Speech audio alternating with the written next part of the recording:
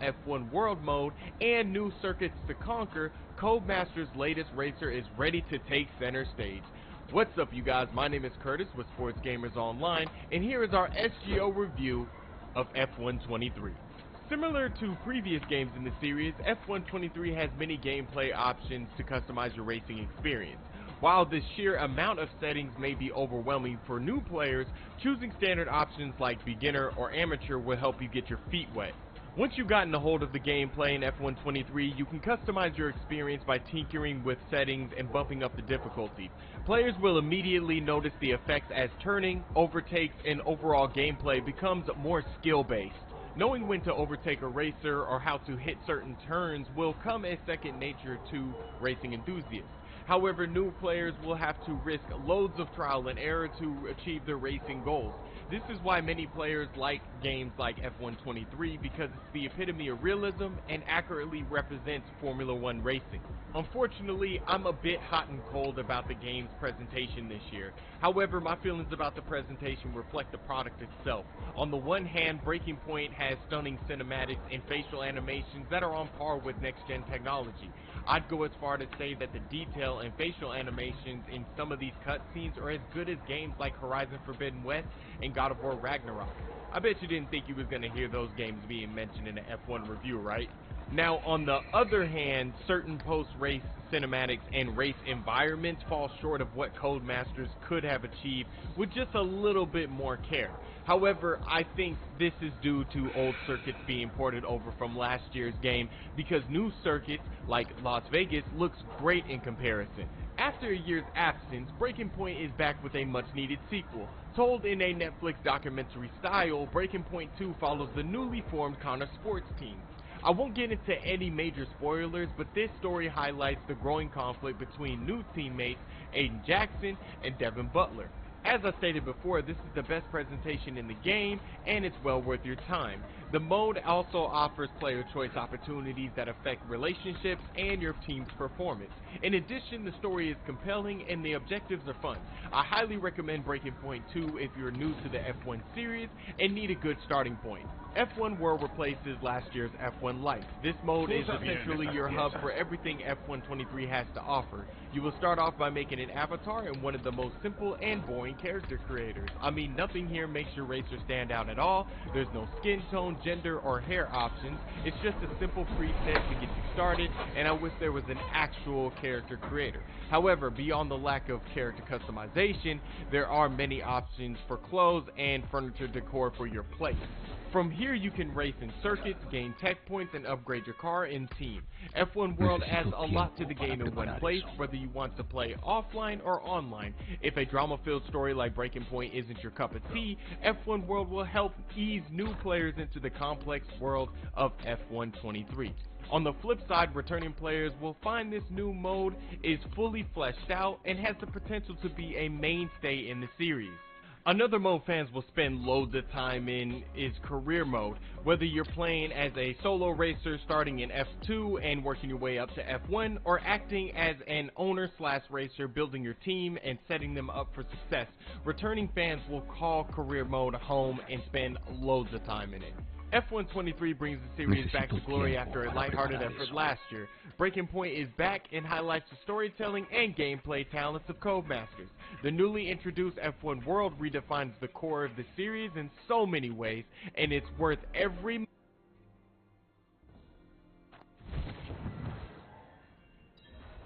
So I played F1 23 for 26 hours already, and we've not...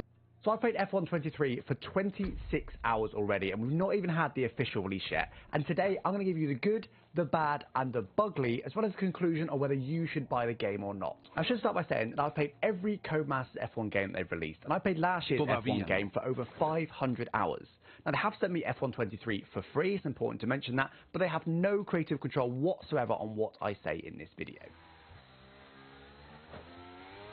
So starting with the good then, and the first good news is the handling has been massively improved to near universal approval of the community. Where last year's game was a bit on a knife edge, I know newer players in particular just really struggle to get on with it. This year's game is much more drivable. Traction is much easier, but they've not just given it more grip. I've got a whole video on the handling if you want a bit more conversation on the traction, but just know that it's much easier now, much more intuitive to drive the car, much easier to catch slides without necessarily just being more grip and just straight up just easier to drive the game. In addition, the handling is actually made more challenging in a couple other areas. The brakes are now much more difficult to get on top of. You can no longer run just 50% brake bias, you will massively lock the rears. There's also some brake migration where as you ease off the brake pedal, the brake bias shifts rearward into the corner, and it's actually really tricky to get it stopped. They also introduced marbles off the racing line this year, which makes it really, really complex to race, because if you go in a little bit deep, it really, really punishes you. The mistakes are now actually much more punished, despite it being a little bit easier to drive, and you now get much more reward for staying on the racing line. Another good thing about F1 23 is the pad handling has been massively overhauled and improved. Where on previous games the pad was a little bit slow to turn in and almost impossible to catch a slide, this year they've essentially made the pad a bit more like a steering wheel. Now obviously you've still got the sort of pad assist where, you know, if you go full on your analog stick, you're not just going to go full opposite lock, that would be silly, but it just turns in much more quickly now, and you're actually able to catch slides on a pad, which has just never really been possible before. Also on certain tracks where you need quick turning, you know, like a quick change of direction, perhaps in Monza, turn 1, 2, turn 2 complex, you can now just turn much more quickly between the turns, and it's a much better game to play on a pad.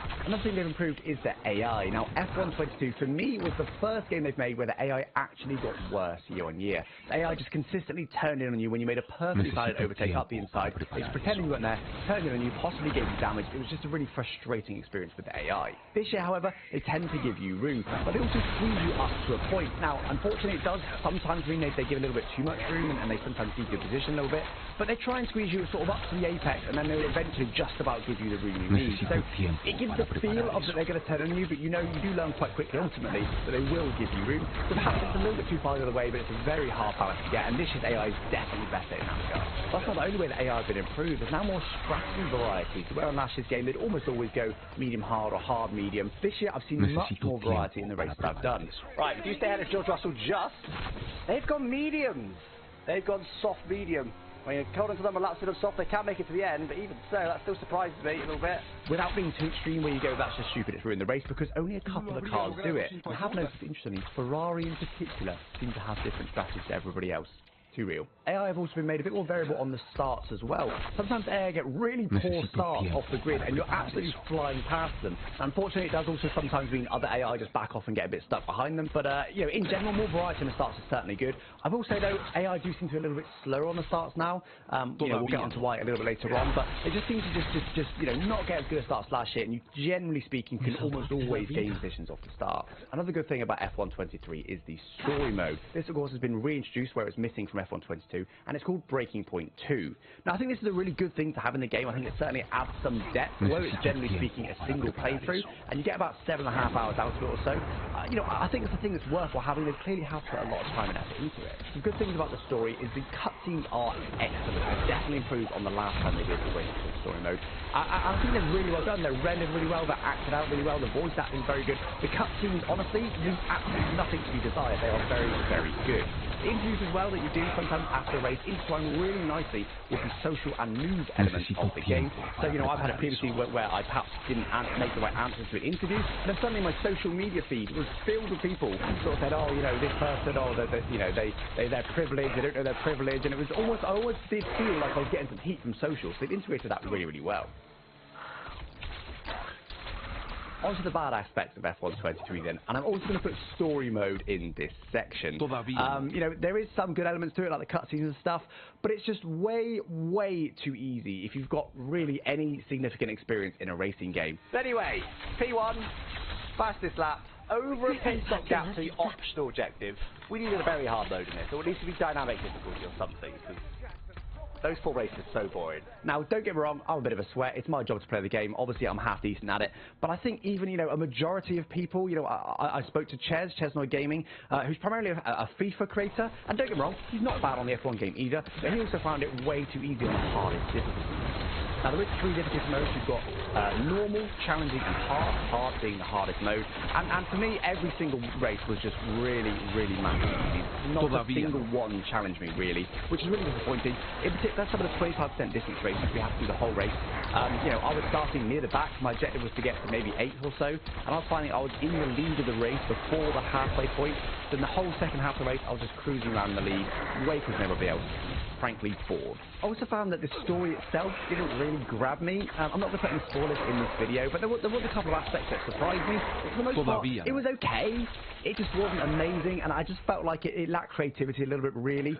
You know, it is difficult. We're up against games like, you know, The Last of Us, and you know, even Netflix series like Breaking Bad and Game of Thrones.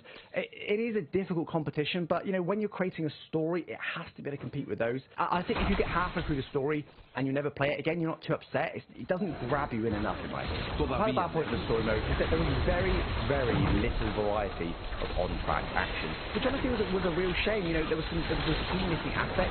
Red flags were new this year. There was no red flags. The 2 new tracks this year, they weren't featured. And generally speaking, it was almost always you start outside the top 10 for no particular reason in the drive, and it's your job to get into the points between 10th and 5th normally the objective. And that covered 80 to 90% of all of the chapters, which is a real shame. You know, there was one chapter that was wet. There was one chapter that saw you have some damage and have to recover. There was one chapter that saw a post-safety car period, where you never actually see a safety car within it. I definitely think there could be a lot more variety. You know, they could have scripted in a safety car in the middle of one. They could have scripted in more car damage. You know, perhaps you've got some minor front wing damage, but get to the end of the race. They could have scripted in issues with the car. You're missing a gear. You're missing 5th gear. But I think, you know, variety on track, yeah, really that's the thing they should have improved. Another bad element of F1 23 is F1 World. Now, this is a major feature that they've added, and it's designed to be a bit like FIFA's Ultimate Team mode, sort of something like that. And I love this concept. I think the concept has got real legs. I was really excited for this mode before game release, but I've now played 5 hours on it, and I'm already not going to play it again unless it's heavily patched. First of all, it is way too easy at the start, and again, I know I'm a bit of a sweat, but frankly, I think a majority, as in over 50% of the player base, including a lot of casuals, will find it way too easy at the start.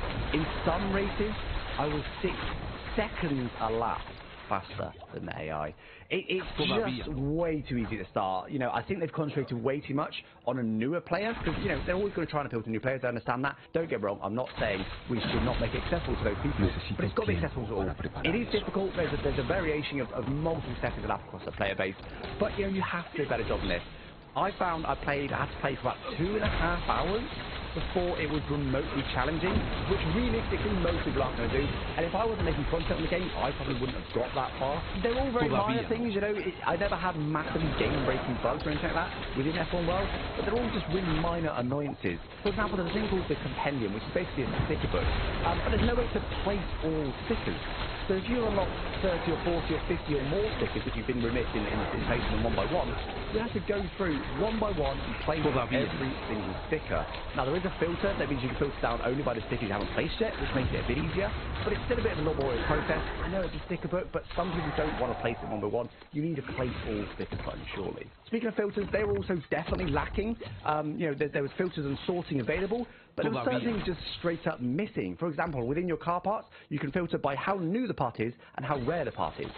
But that's it. There was no way to sort by tech level, which I found very, very strange. I mean, surely sometimes you want to sort by having the best part available at the top. There's also no way to sort by what that part does. Like, for example, you can maybe have it filter by whether that part gives you a boost from a clean lap, or whether it gives you a boost after a pit stop, whether it gives you a boost at a certain tyre wear.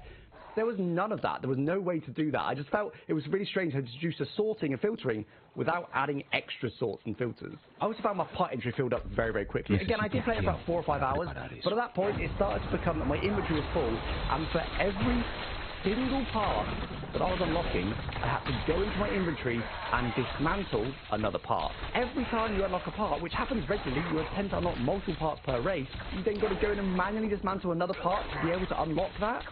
That's absolutely insane. Like, I don't know how this can be fixed. Maybe by making the inventory infinite, possibly. If not, maybe having auto dismantle, or I don't know. It just seemed like a really weird restriction. Speaking of dismantling, if you dismantle all of your parts, apart from the best part you've got, in order to free up space in your inventory so you can unlock new parts, there is no way at the moment to create a worse part. You can't choose a tech level for the win. You just engineer it based on how much it costs there. You just engineer it, and then you get there you go. I'll do it. Now, you may want to create a worse part because you may want to, play some events that perhaps your power is a bit too good. So again, let's say I'm tech level 500. Let's say I play quite a bit. I'm tech level 500. I've seen an event that I missed previously that's tech level 200. I cannot now, if I haven't got the parts already, I cannot produce the parts that make that event fun and challenging. I just have to grind through it, dominating at the front, with no other way to change it. Which is a shame because they've got engineering in the game. You can engineer parts, but a tech level is entirely based on how far you are through the series. So there's just no way to downgrade your car once you delete the old parts. Just seems a silly restriction to me. A couple of the minor things which I felt like detracted from F1 World. The field spread seemed a bit too big. So, you would normally quite easily be able to get to your objective, but then to win the race was almost impossible. I just think they could just reduce the field spread down a little bit, which would probably make it a little bit more fun. You also have to be online to approve every single upgrade, which means when you get, let's say 40 parts, you can't just spam the next button because every 4 or 5 or so it has to check online, which just makes it really slow. There needs to be a claim all button, or perhaps just, not make it so aggressive you need to check online. Moving on from F1 World then, and I'm a little bit concerned that the skill ceiling may be a little bit too low in F1 23. I mentioned previously that traction is much easier, which is great, but unfortunately wheel spin doesn't really remove any grip. You can literally do a full throttle start, and I'm not exaggerating, 100% throttle, first gear, second gear, third gear, as long as you can control a little bit of oversteer, and even then it's not that bad. You still get a good start. You still get a better start than most AI. Yes, there is still a small drop-off, so you won't see esports players do this because it's better to get the perfect amount of traction. But realistically, race starts. Are you going to get the perfect amount of traction every start? Probably not. Is it easy just to go full throttle? Well, yes, it is. You get about 1% rear tyre wear from that, but that's a pretty minor thing. I'm not saying make it as bad as F1 22. I don't think that's the right decision. But it just needs to be a bit more punishment when you get wheel spin, I think. Otherwise, there's just no real punishment for a driver that's going to full throttle at the start. Another bad element to F1 23, to those that play career mode, is there is little to no changes to career. Okay, they've changed this. It's just a slightly different workstation. It's not much different. In terms of changes that actually affect your playthrough, there is essentially none. I mean, this is because obviously they've spent time on the story in F1 World. They just haven't had the time to do career mode as well, which would be fine if those modes at the moment were really recommendable, but unfortunately they've got their own drawbacks. So it's still good, it's not bad, but there is no big changes this year, sadly. We may see bigger changes next year, but we're not going to see it this year. So we've done the good, we've done the bad. It's time for the bugly. There is a number of bugs in F1 23, sadly. It doesn't seem to be that much better than last year. Now, I will say F1 22 was their buggiest game to date, in my opinion. This is probably a little bit better than that at launch. The force feedback also seems to disappear when you alt-tab out, which I'm quite regularly doing with chat and stuff. FFB's dead. That bug's still there. That bug was there in preview. FFB. No FFB right now. Force feedback on my wheel. A quick pause and unpause seems to bring it back, but, just a bit of a weird one. Some of the menus and interviews are terribly optimized. I've got an RTX 4090, one of the most powerful GPUs in the world. When I'm racing on 4K at 90 FPS, I'm getting about 30 to 40% GPU usage. That's not bad, but some interviews max out my GPU. Yeah, when she's on screen, it maxes out. We're only down to 85 FPS, but it shouldn't be maxed out GPU. My mouth is very not synced. What if it's because it lagged? Look how sync she is. She stopped speaking, but her mouth's still moving. Which is just absolutely crazy. Those scenes should never max out on RTX 4090. I am joined today by Asmin, Crip, and Woody, and we are going to talk about Diablo 4. And yeah, let's do like a quick intro for if there's anyone that doesn't already know everyone on the podcast. Crip, do you want to do a quick intro for yourself? Yeah, so I actually started streaming 11 years and some change ago because of Diablo 3.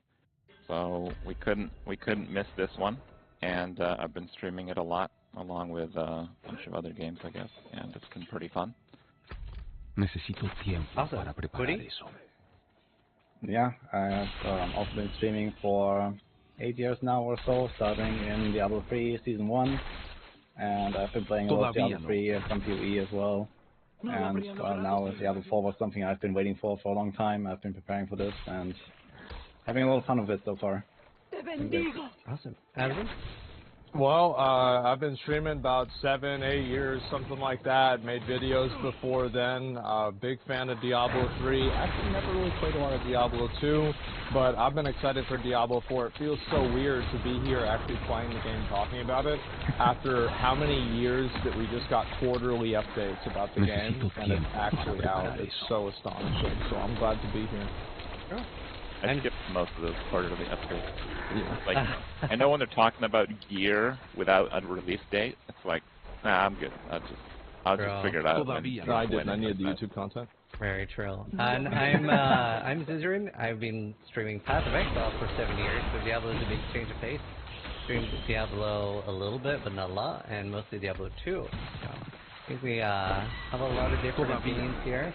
I think we do have a topic list that I made, but I think we could start talking about the dev talk, because that just happened.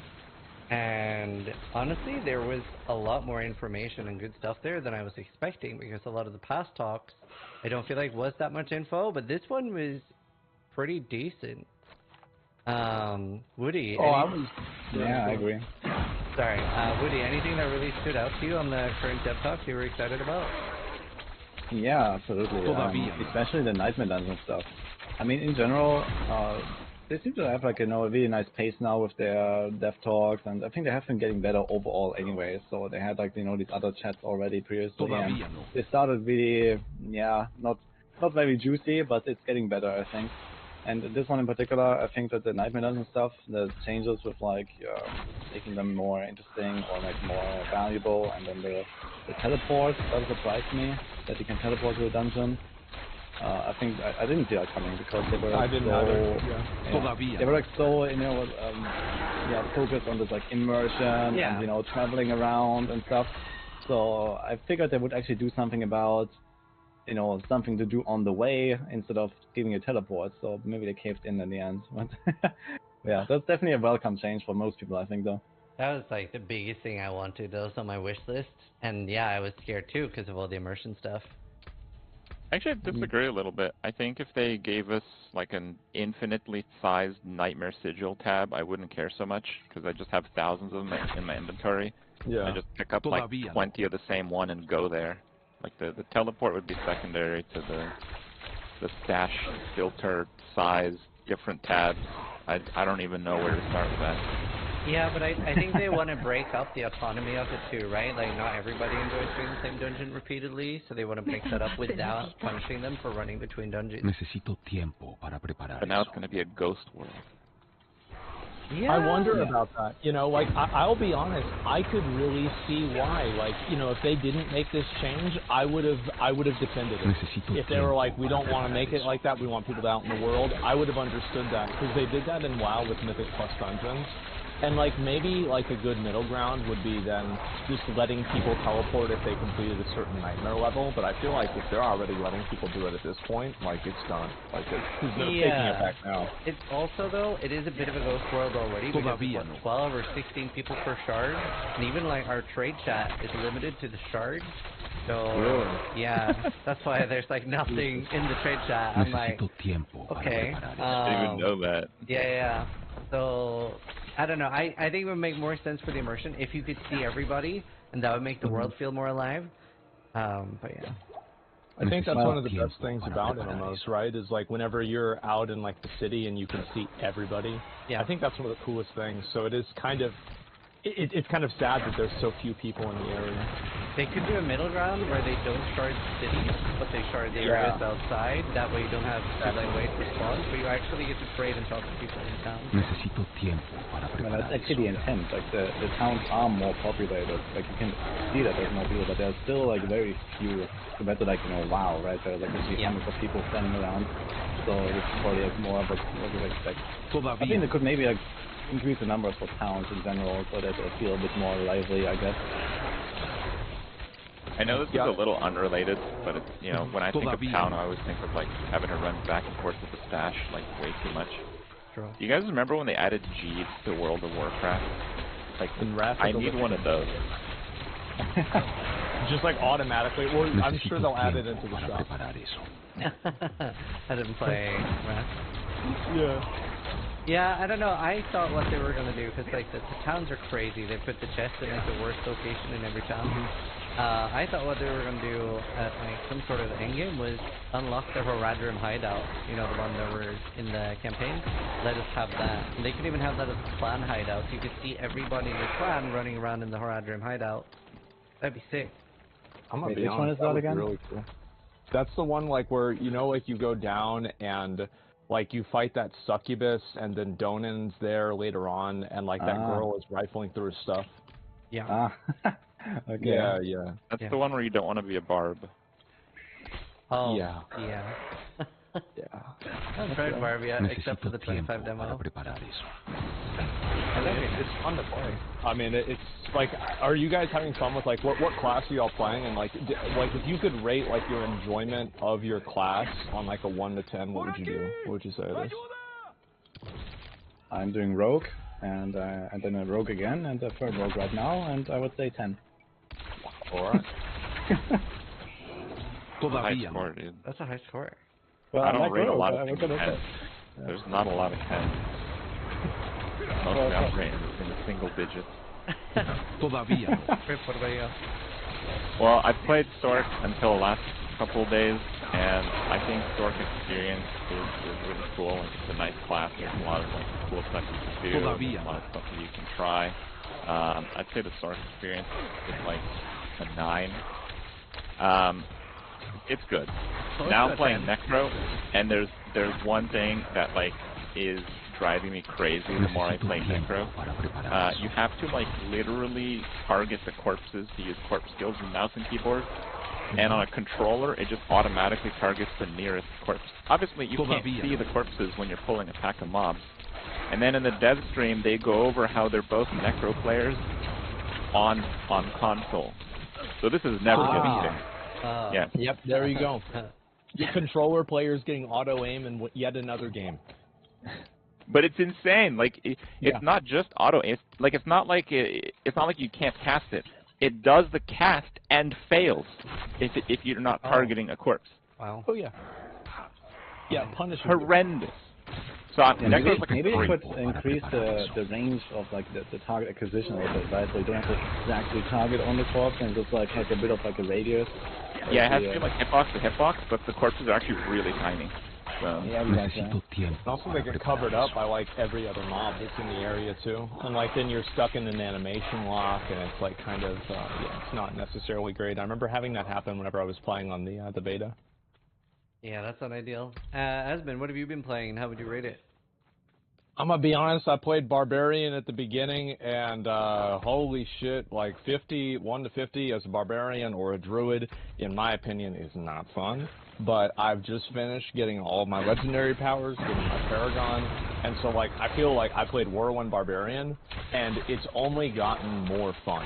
Like every level I get, it's just more and more fun. So like it started as like maybe a 3 or a 4, and then I'm like level 50, now it's like a 6 or a 7.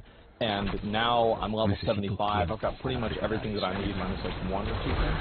And I would say now I'm sitting at probably a 9 or a 10. Like, because I just spend the win and that's it. I don't even have to look at the screen. Oh. Yeah. I've played 3 classes. So I did the first 100 with Sword and a Group. And so I haven't really experienced the solo Sword yet, and I tried playing a little bit after the group, but my character's so weak after the group. I would say Stork in a duo, 8 or 9. It was so fun because there's so much synergy with other Storks. So I think a 4-man Stork group would be really fun. And then I'm doing Rogue right now, which I think I'm like level 90 or something. And especially with like the Shadow Imbue, that's like, for PoE players and stuff, that like feels like PoE, right? You get those huge explosions and absolute blast, and the Rogue I got boosted to level 50, and it felt like a dream, even when I started playing it. I got Druid boosted too, and Druid at 50 after getting boosted is the closest I've come to hating the game. Like, that. I have heard people say it's better if you play yourself from 1 to 50, so you have some of the gear, but like starting Druid after a boost was just like, I'm in pain. I would give Druid like a 3 after getting boosted, so that really needs... You don't have those legendary I powers have at all? none of the legendary powers, and the auto attack is like... It's like me, but in the game. It couldn't be more useless. So I've seen Druid is like super sick when you have the stuff you need, but it's very painful without it. Yeah. I think Druid probably has like the most insane scaling with like legendaries and uniques and everything. And you have nothing. You just don't do anything after getting boosted. Yeah, I can see that's probably very painful. I've never felt so represented in a video game before. It's like beautiful.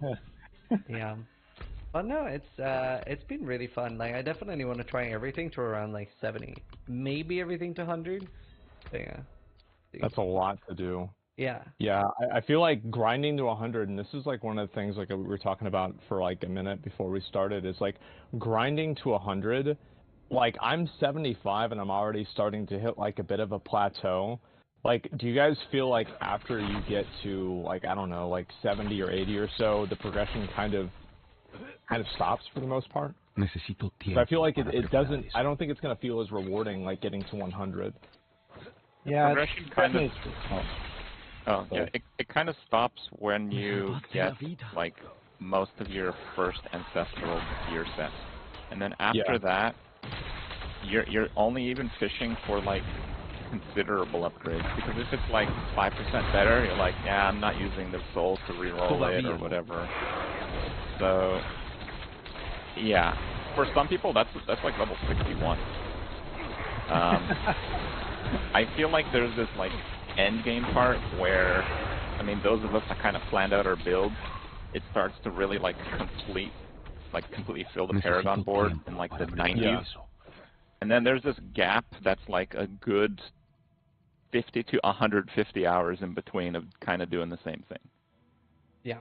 Yeah, I agree with that as well. So, you know, most builds are kind of like online at like, you know, level 60, 70, like you have like, you know, your 1 or 2 most important glyphs.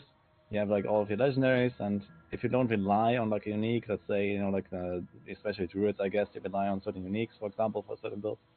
Yeah, you have like everything you need basically. Like the entire build, like the gameplay doesn't really change anymore, right? You don't get this like this one item and suddenly, you know, you can swap in like another skill, and you know you don't do these like major adjustments anymore. It's just like the Paragon progression, and it feels good still to like get those Paragon levels. Like I really like that you can like keep building the Paragon board and you unlock a few more little things here and there. It feels nice to progress it, but it definitely slows down, and I can imagine that especially for people that play a lot less, it's gonna be a bit of a drag. So it's probably fine for me because I just play all day every day, and I need like a few levels to get to 100 basically.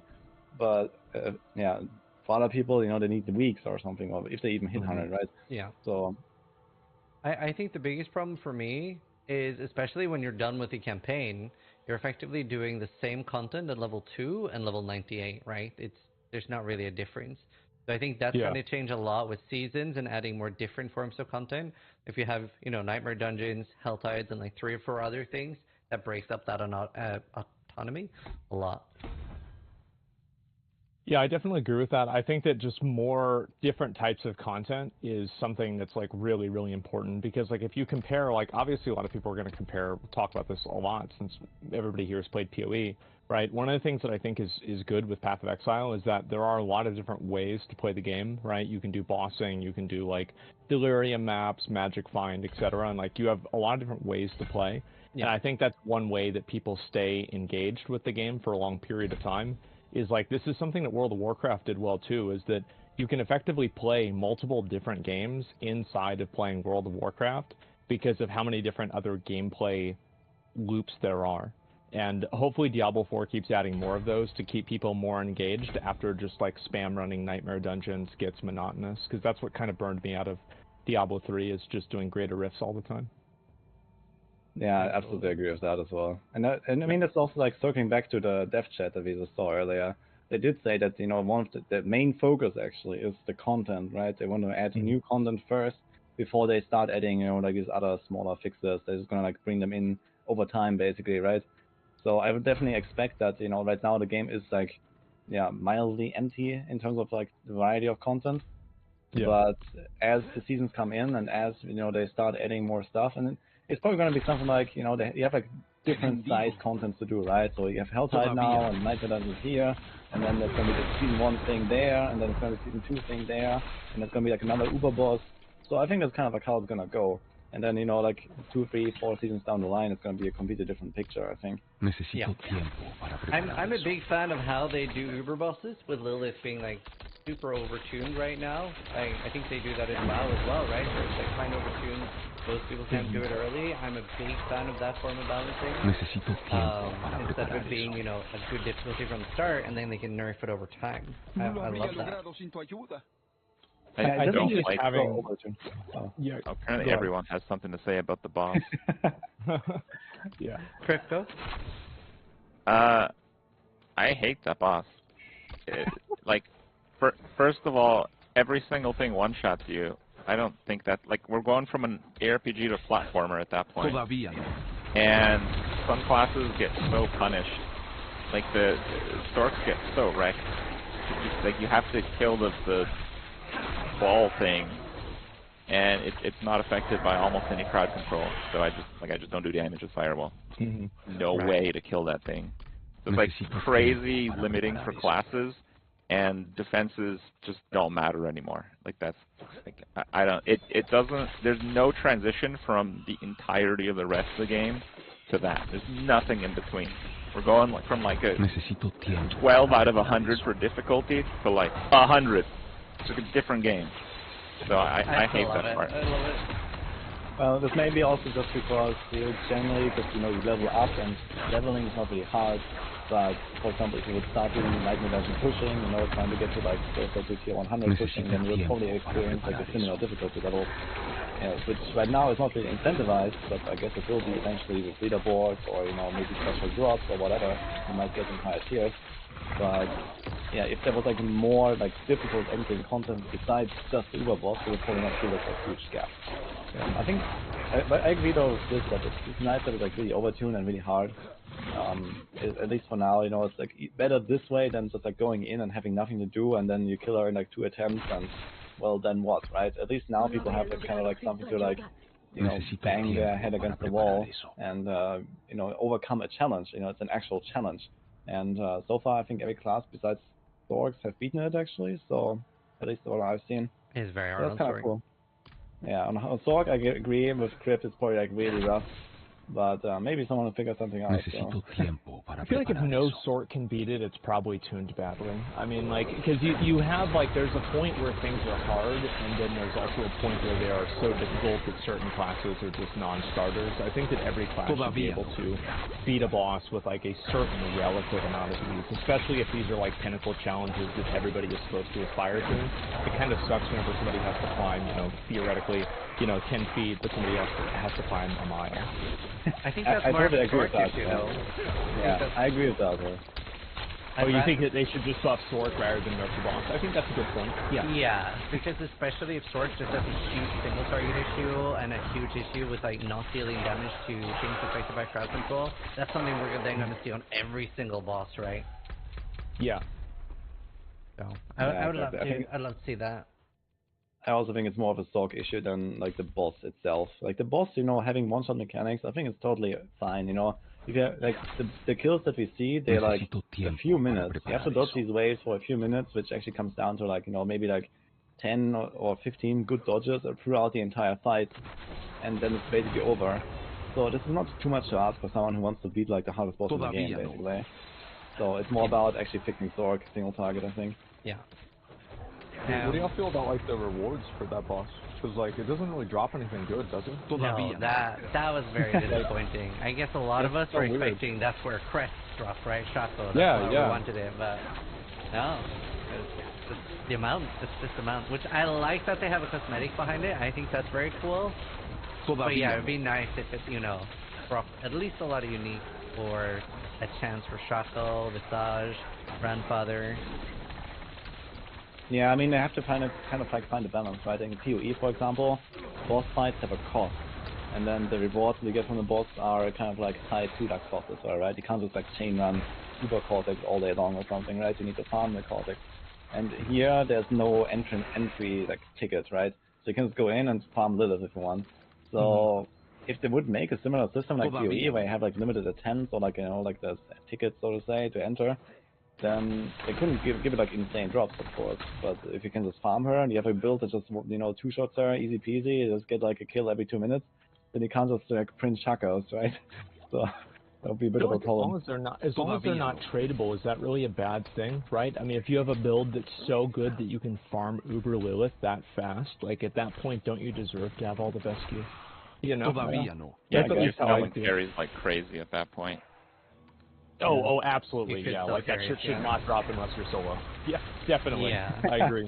And also, like, I don't know, I'm a big fan of Mephisto farming. So even if it was tradable, I do love stuff like that. I love like a repeatable, farmable boss like that. That's probably my favorite thing and what I spend the most amount of hours doing in Diablo 2. So something I'm really looking forward to is eventually Diablo getting so much more unique items, much more legendary aspects and stuff like that. I love like dropping things like that. I mean, in general, yeah, I think I'm kind of against the grain on this one with the boss. I actually don't really like it across the board. You guys haven't convinced me, unfortunately, either. And the loot is a really big part for me. Like, I kind of agree with that a little bit. Like, even in PoE, if it's a hard boss and it doesn't drop anything I want, I'm still not going to bother for it. I'm going to just focus on a different part of the game. But I think the real shortfall for Diablo 4 is that defenses are kind of conditional, but it's so much easier to scale defenses than it is to scale offense. And because of that, it's going to be really difficult for them to not have bosses that are actually difficult and don't one-shot you with every single thing they do. And I think that's a challenge that they're going to have to overcome somehow. Like if you look at like a pair of pants or like a chest, you just get like 4 stats and each one increases your survivability by like 15%, which is crazy. But then there's no DPS comparison to that. Like, I didn't realize it would be that kind of game. It made me rethink like the glass cannon passive on a sword. It's like, well, I don't want to take more damage, but actually, you know, damage is more of a premium than survivability in this game. But then, I don't know how they're going to fix bosses with that in mind. Yeah, so during the dev stream today, they talked about resistances, and first they said we were confused about it, but maybe they meant like the community's confused why they're so bad. But I don't know how they fixed resistances, but the fact that we only have 4 slots on gear, right? Like if resistances would be super mandatory, that would be very hard to fit in right now with those 4 spots. It'd be very hard to fit, say, getting 50 or 70% of all resist right now. So. Yeah, I agree. I think the point that Crip makes here is like maybe a general issue with the game, that defensive stats, especially the stats on like chest and pants, are like way too powerful, right? You literally have like a legendary aspect in one single stat line on your pants, and then you have another one, and another one, and another one. So I think they just like really overtune defensive stats on the high end at least. You know, like you roll like 20% close damage reduction, and then you like get 50% bonus on that because of the upgrades, and like it's ridiculous. So I think those just seem to be tuned down, so there's not like so much like, you know, up and down between like a very defensive build and a mediocre defensive build, right?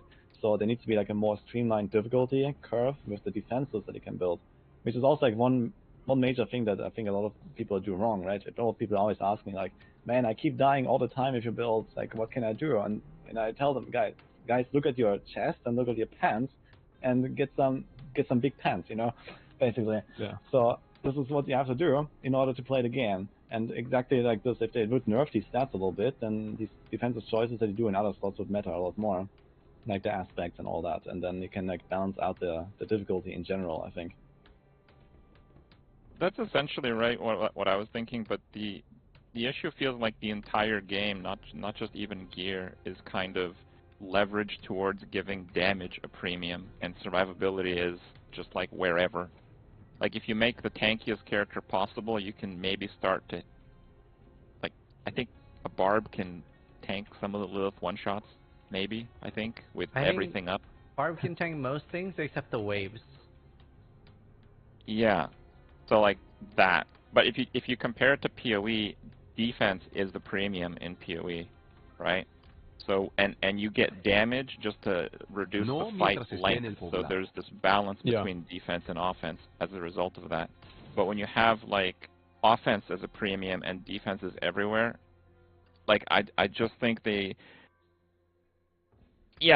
probably should nerf some of the defensive stats, like Woody is saying, but, like, it goes a lot further than just stats on gear in this game. Like, I think the whole game is kind of developed that way, that damage is the premium. They just didn't want to repeat Diablo 3 in that in mind, I think. I do appreciate that though. I really appreciate not seeing like 9 million more damage with Meteor and stuff like that. That's literally the only reason why I hate Diablo 3. Well, the numbers were so ridiculous. Like, I think, Wajito, I saw a clip of you where you hit for, like, 400 quadrillion or something like this. It was like, I didn't even, like, I thought it was clickbait, and I watched it, and it wasn't. Like, what the fuck? How did that even happen?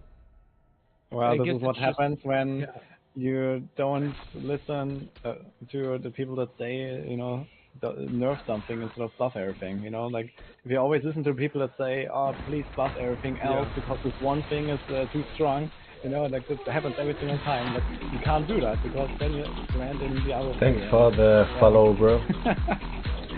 Yeah, but in general, I think that I agree that like it's nice to have like relatively small numbers in before, so I think that the numbers that we have, you know, I appreciate it. Like around Necesito tiempo para preparar eso. That's really nice, you know, it's not about it. If it stays around that level, yeah, they can definitely keep it keep on it. This is something I did monitoring that just take a look at again. I think that you Todavía no. You know, it's nice that you can have the kinds of choices on it here, but they should not be like so mandatory that you Todavía no. And then of course you get one for everything, right? And the other extreme is you cancel. Necesito tiempo para preparar eso. I think also, like, people, like, one big difference between Diablo and PoE and why people build defense more in PoE is because there's more design in PoE, right? You lose experience, Diablo loses time, which, I mean, I'll be honest, I hate losing experience, so I'm fine with that, but I think that obviously if you don't lose anything whenever you die, there's less of an incentive to not die. Yeah, you just lose durability in Diablo. I've been trying here to farm some gear for my source, and take a lot of time. This I've been playing like crazy. It doesn't matter. Yeah, it doesn't matter at all. Right. I'm actually more of a fan of losing experience when you die, because I like to play hardcore, but I don't want to like level a whole new character. I like the middle ground. I like the medium core. That's why in PoE I like playing Ruthless, because the much rougher experience curve, like you very slowly are drifting towards hardcore. Like if you want to level past like 95 in PoE Ruthless, you cannot die. Like if you die every like 3 days, you're never going to level. So it's really this kind of cool medium core, and I don't know. It might be personal preference, but this dungeon is crazy, like really. Some experience. Good experience and good. Not Like so right much now, in that is, I think 10 times, but have a lot of 100,000. more than others. 100,000? Wow. That's it? Yeah. I'll take minutes. Other dungeons. Yeah, exactly. Yeah, I agree with that. I think the lack of like any kind of like loss, I guess, for them is kind of solving for that stuff. But Necesito tiempo para preparar eso. But hardcore is like too expensive for some people, especially with how long it takes to level, right? To lose it as a 100 character, I mean, that's like weeks gone for some people. So. And you lose them to a DC too. That's what's so crazy. Like I've been watching these compilations. Todavía no. I used to always watch like these classic WoW death compilations, and it was funny to see somebody like randomly jump off and die to fall damage or something stupid. But like it's actually just makes me mad watching the Diablo 4 like hardcore death compilations whenever it's I'm disconnecting and then they log back in and it's like your character's in the Hall of Heroes now. Yeah. So apparently they're fixing that. I heard that they're adding in the scroll today. They said that that's season 2 that's coming in.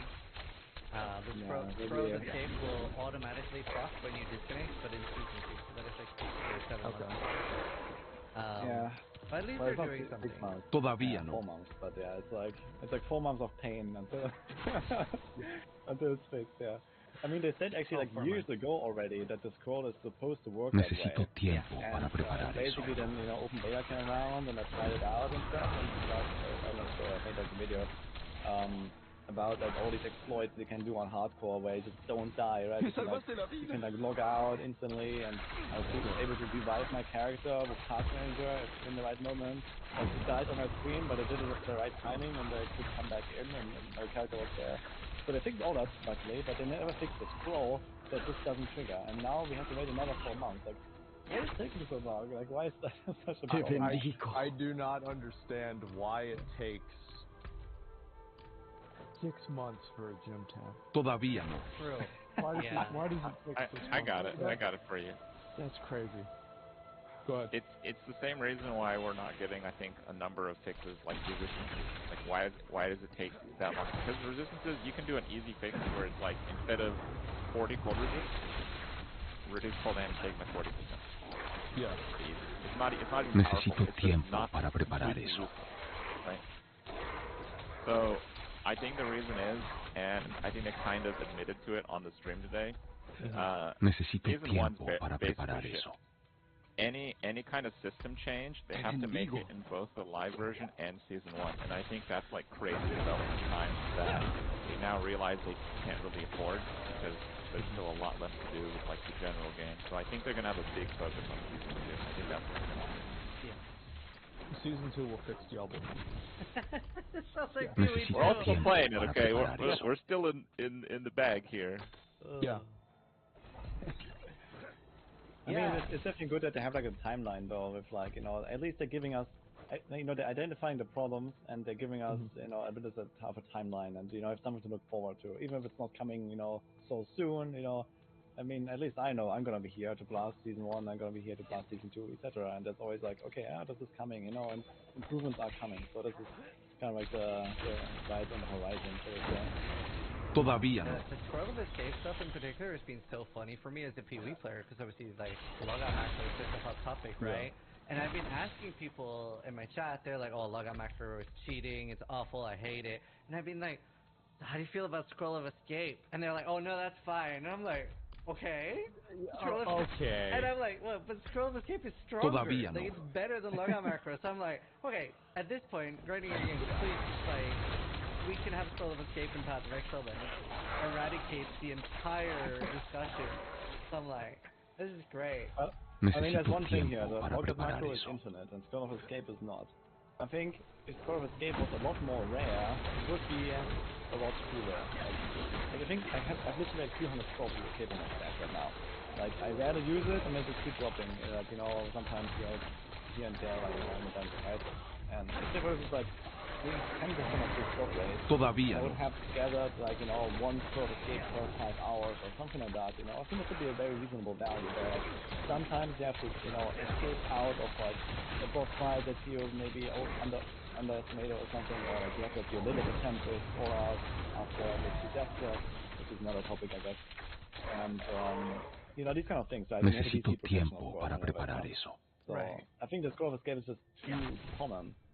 So it's kind of causing an issue with that. See, okay, I feel like if they... Oh, go ahead. Yeah, I disagree a little with that, because, okay, so obviously I do play RPGs a lot, but I'd say I've used less than 5 Scroll of Escape, I think maybe 3.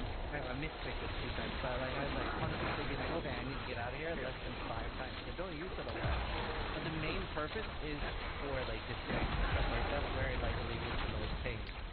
In an ideal scenario no. where there was like no server issues, no crashes, you wouldn't want Cheat Death Elixir or Scroll of Escape.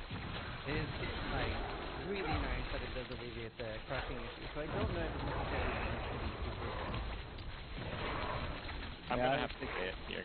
Like, I know you guys have the you know, the expectations to your viewers to play hardcore and all, but I don't want to hear any complaints from anyone that willfully chose to play hardcore on Diablo 4, given what they've seen in the server slam and the previous weekend, and the crazy differences and bugs, and like, they've had a miraculous launch in terms of like server stability, and still you guys have no excuses. Like, you know, you're asking for trouble, and there's no at that end. Sure. You guys both did it. Congratulations. I play hardcore. Not everyone's going to be a winner, but, always. You know. No matter what. Offline, anything. But still, yeah, you're right. I actually recommend that people play softcore on Diablo 4, particularly because of the DC issue. But yeah, I've been very impressed with the launch. Very impressed. Oh, I am too. I think that the launch has overall actually been good. And it might sound like everybody always like talks about how bad Necesito these tiempo launches para are, preparar and going eso. into it, people thought it was going to be awful. I actually think the launch went pretty well. I do. I think it went quite well. Yeah. No, I mean there's obviously things that can be improved, and I've been very surprised with like the anti-criticism crowd. That's been like the biggest surprise to me. I've seen so many people have like legitimate criticism of things that can get better, and people are like, Necesito "Oh, you tiempo hate para the game," preparar eso. and I'm like, "What's happening here?" It's like that seems crazy to me. Well, that's Blizzard gamers, you know. That's what you get. Necesito tiempo para And, preparar I've eso. had to deal with that for a long time with WoW, and so it's just like, yeah, anytime that you suggest any sort of an improvement, there's always some reason why you're wrong. No, I understand. I think Necesito tiempo the para reason why preparar we're all eso. still like within a positive attitude and why a lot of the things that are coming out, people are trying to be constructive.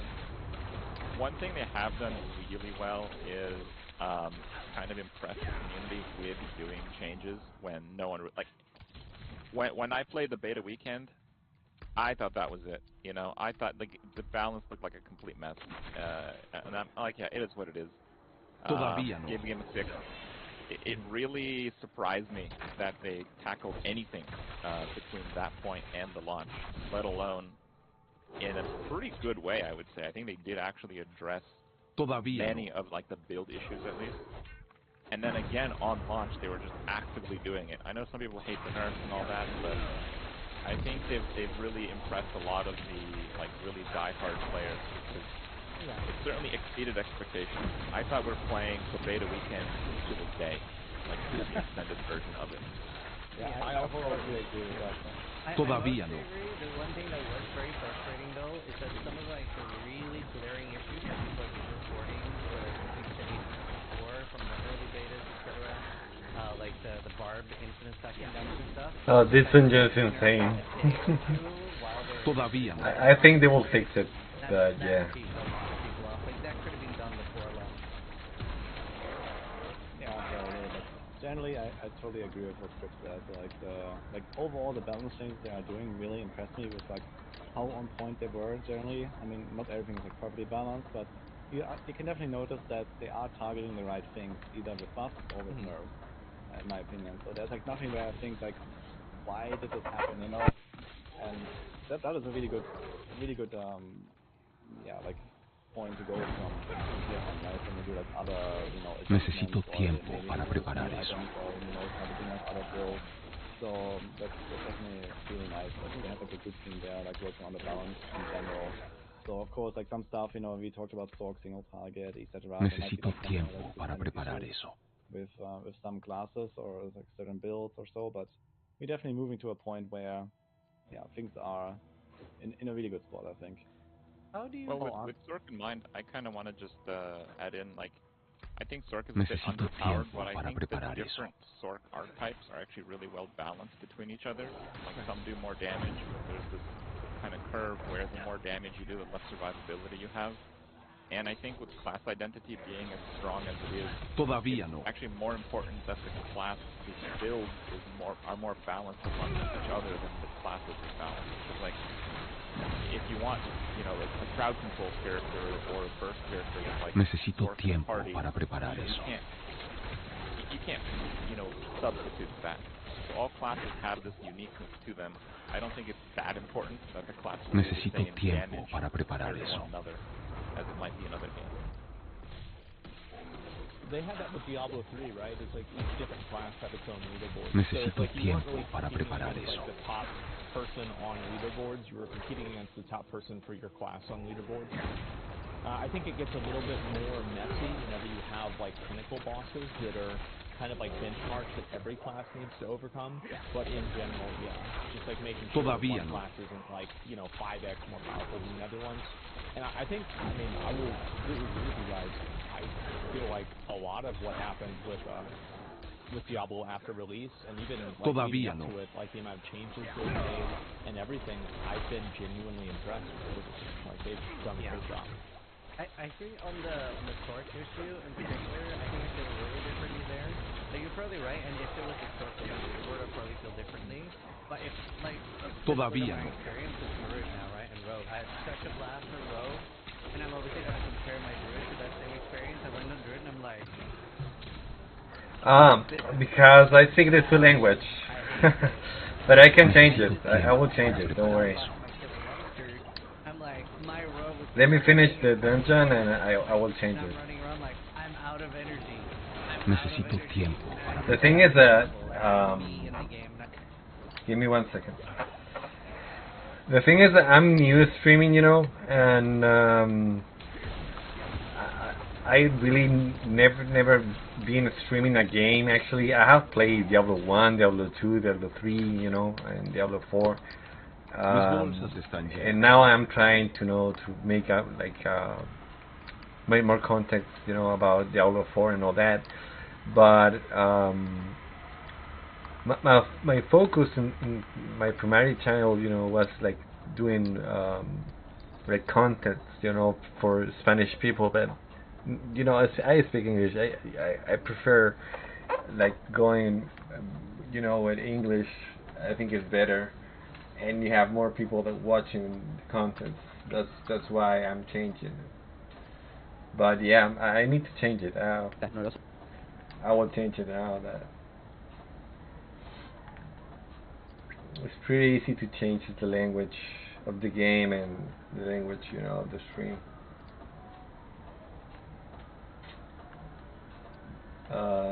But that's why.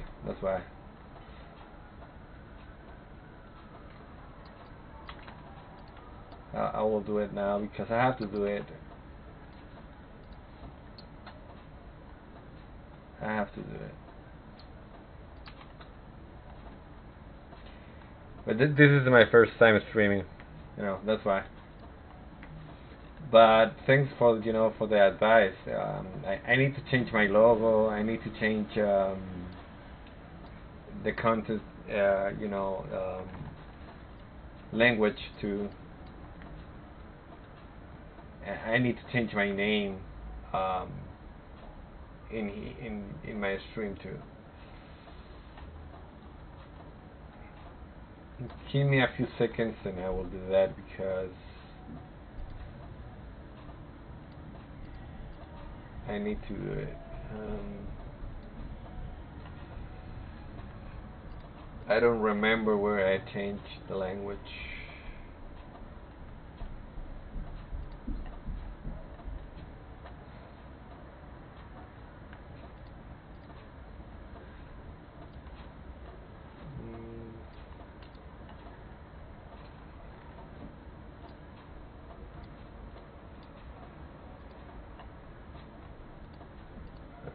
Where is it?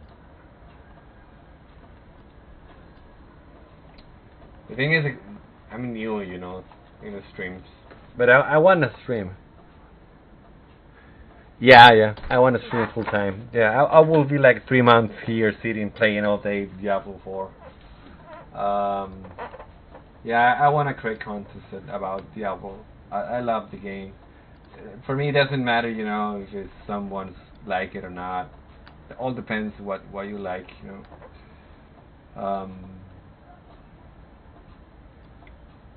It really depends on what I don't know if you like the game or not. You know, some people will say it's a bad game. Some people will say it's a good game.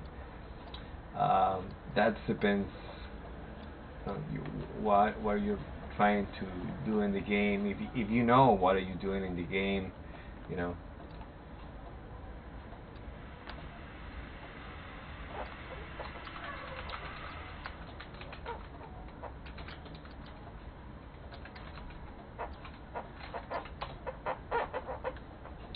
I feel that maybe you know we will need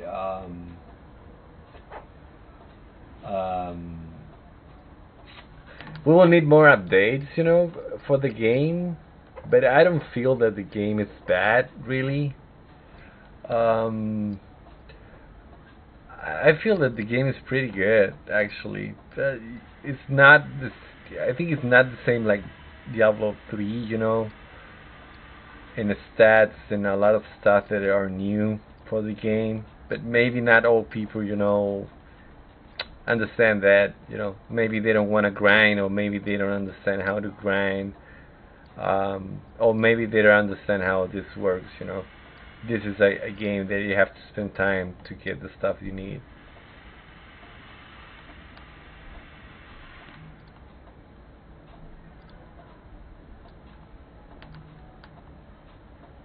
I will change that now here.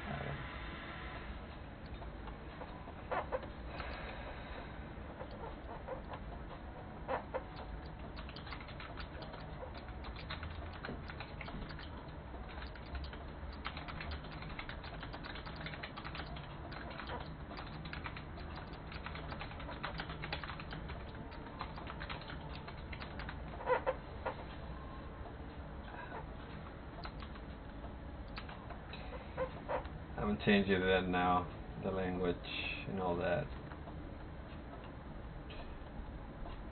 But the thing I have to change is my logo. But yeah, now it's in English. If you refresh it, you will see all is in English. Yeah, it's better than Diablo 3 because you have a lot of stuff that are like changed. That I think Diablo 3 was a game that you never can get, you know, to a level that you really are, you really were like powerful, you know, because you can like literally damage a monster with, I don't know, 1 trillion, you know, of damage, and that is, I think it's insane.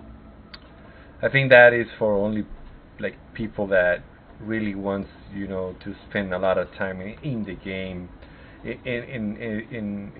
is not for a casual player actually, and the skills change too. The stats change too from Diablo 3 to Diablo 4. Now the stats are more easy to learn and easy to comprehend. Actually, I think this game is more casual, you know, than Diablo 3, because Diablo 3 was more complex and another stuff, but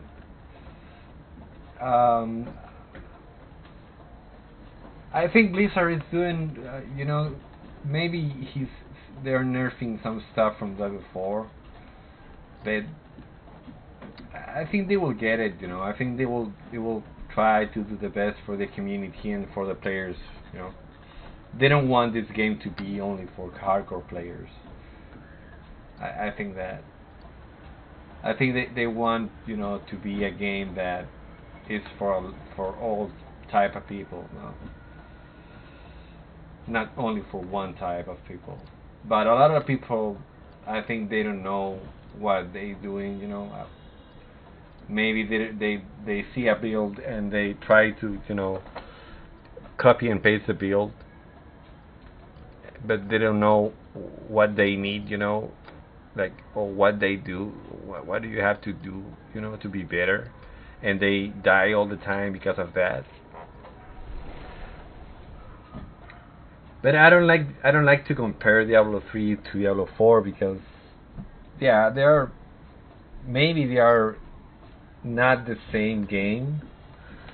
They have a lot of stuff that are almost the same, but not all the stuff. The stats from Diablo 3 change. The item, like the composition of the items now are, I think, better, you know, to understand for a new player that for a, you know, hardcore player that he knows what he needs. And I think it's better because maybe the map is too big, you know, and they don't understand how to put it, you know, that players that don't like overwhelmed, you know, with all the stuff they have to do, because they don't explain you that, like, how renounce works, you know. A lot of stuff they think was a good idea. It's not a bad idea, but I think it's different, you know.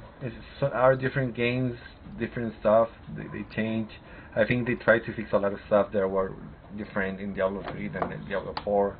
I think much of the stuff that Diablo 4 have are not so good for now.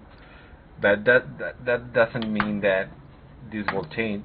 This will not change. This will change, you know, and will be better, and probably this will be more better than now, you know, with seasons. The thing is that if they don't listen to the community, you know, the seasons will be empty.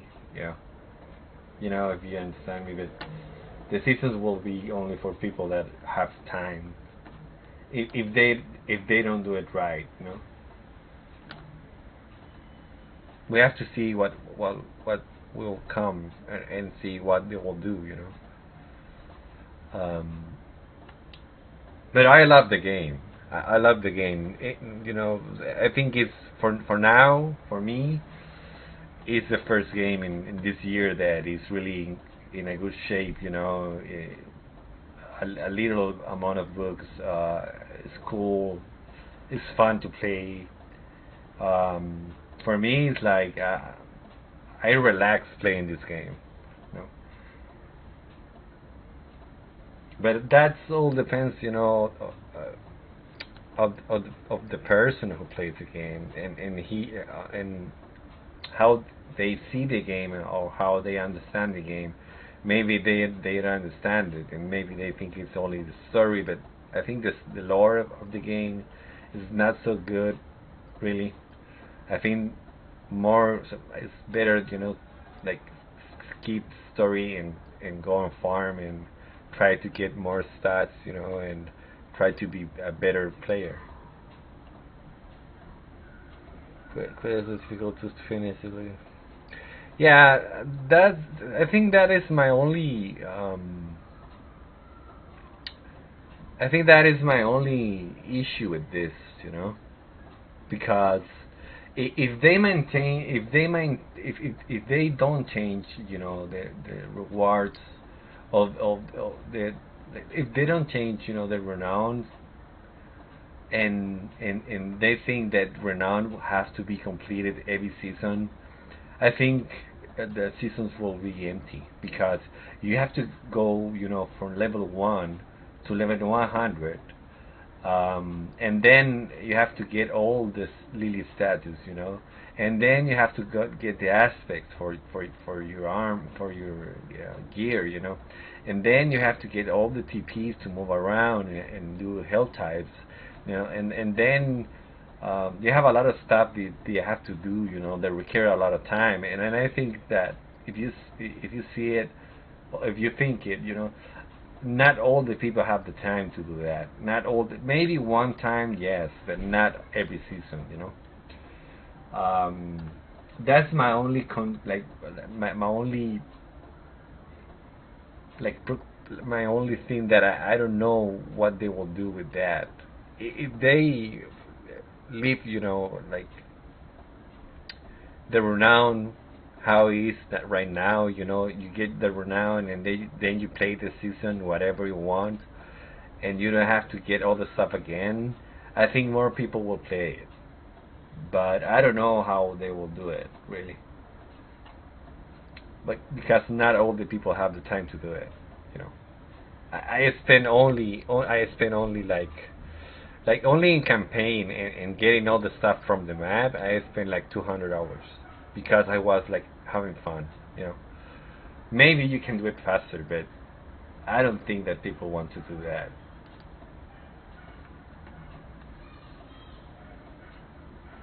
I don't think that people want to do that, really. I think that people want to have fun, want to, you know, farm items and maybe be stronger, maybe do a boss, you know, whatever, but not, you know, get renowned all the time.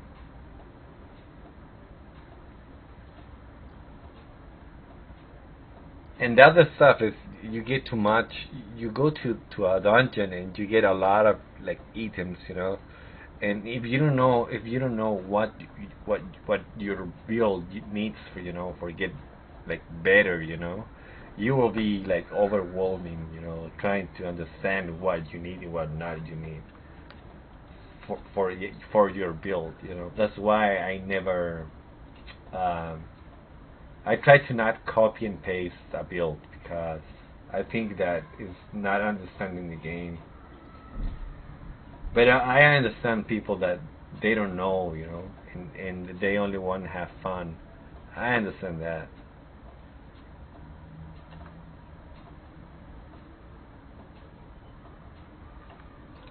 But it's more complex. I think Diablo 3 was worse in that than Diablo 4 in the stats and all the stuff that you have. I think Diablo 4 do it better in some way.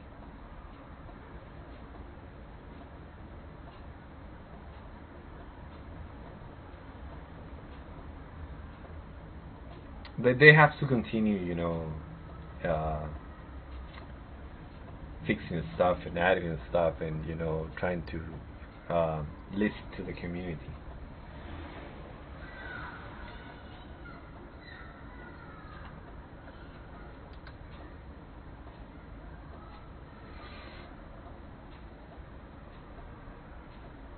You have been having fun in Diablo 4?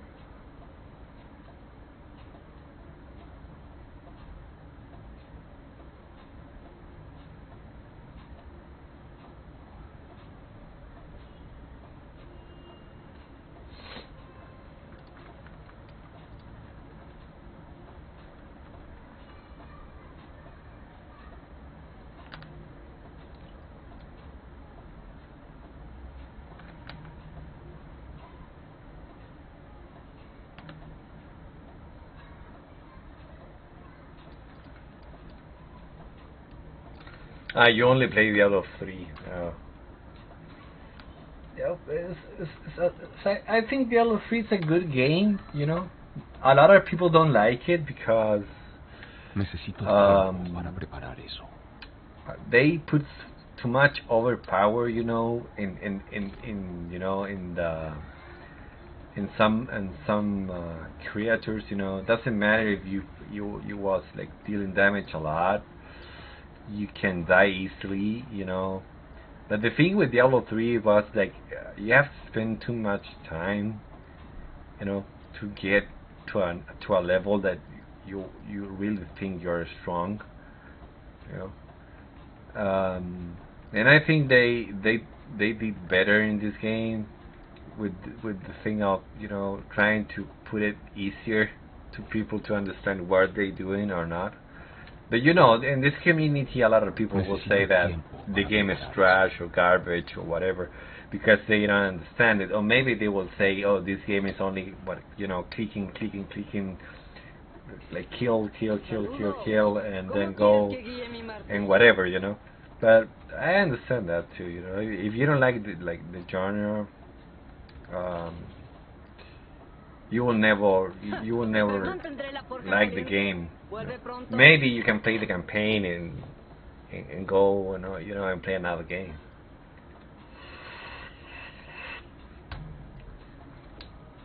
They have to fix in a lot of stuff that I think they are like insane, you know.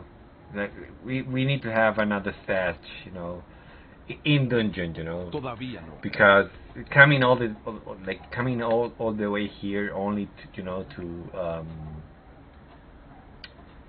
like to see my items, you know, and try to find what I need, what I don't need, you know, what I have to, you know, salvage or what I have to sell, whatever. I lose a lot of time in that. I lose like 10 minutes, you know, or less, maybe 3 or 4 minutes for run when I'm full. They have to do something with that because you lose a lot of time only seeing, you know, what you have from the dungeon. And if you don't know what you have, if you don't know, you know, the aspect of your build, maybe you will spend like 30 minutes only trying to understand what is good and what is bad for you. You know? But I think that Blizzard will. I have faith, you know. I think that Blizzard will do it well this time, maybe. You know, I'm trying to think that. I'm having fun. I've been playing like for now, you know, like maybe I have like, I don't know, like 300 hours play Diablo 4.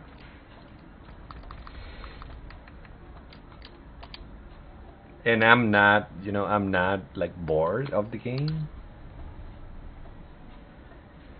Yeah, they have to do it well. Yeah, I think they have to think in the people that don't have time, you know, to put in the game to try, you know. I want for me, I want a hard game, you know. I want a boss that like insta kill me, you know, because I like that. But some people don't like that. Maybe you can put like tiers, you know, for dungeons or for nightmare dungeons to be better, you know. But I think they have to go for the for people that don't have time to play the game and try to fix it for them, you know, not for me because I play a lot. But yeah, they have to do a lot of stuff in the game, you know, before the season, because if they don't change it, if the season comes, you know, and the same in the stuff that we have now is the same in the seasons, they will lose a lot of players. They will lose a lot of players. A lot of people will not play the game. You know, a lot of people, because I understand that they have families, maybe, you know, they have to come from work and you know, and they don't have too much time to play. Necesito tiempo para preparar eso.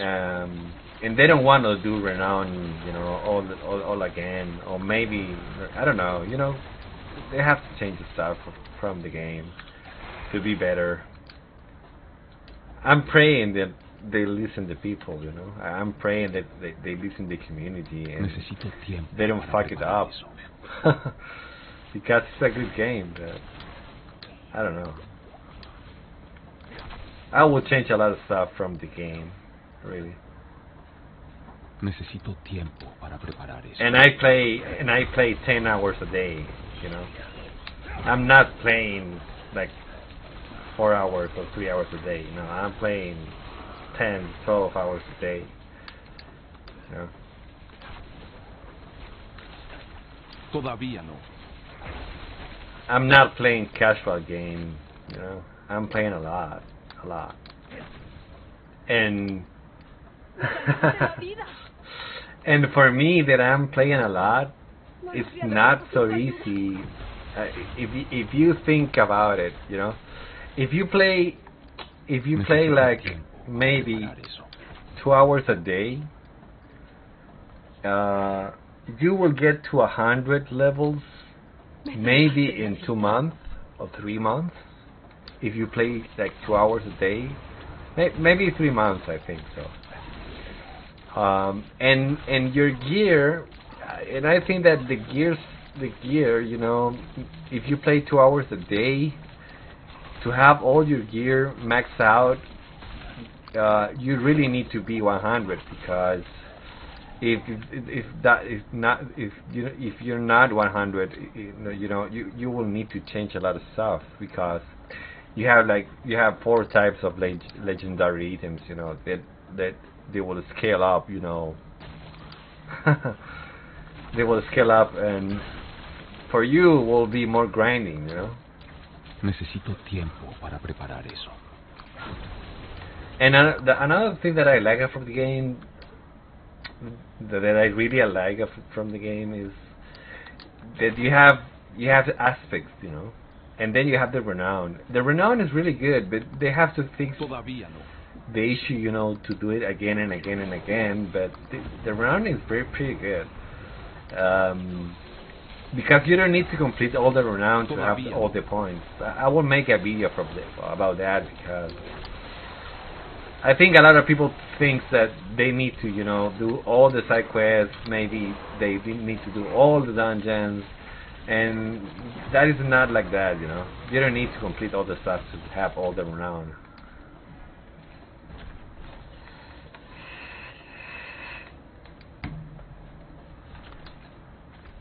Necesito tiempo para preparar. I want to, you know, create content to people that they want to learn, maybe, you know, and make easier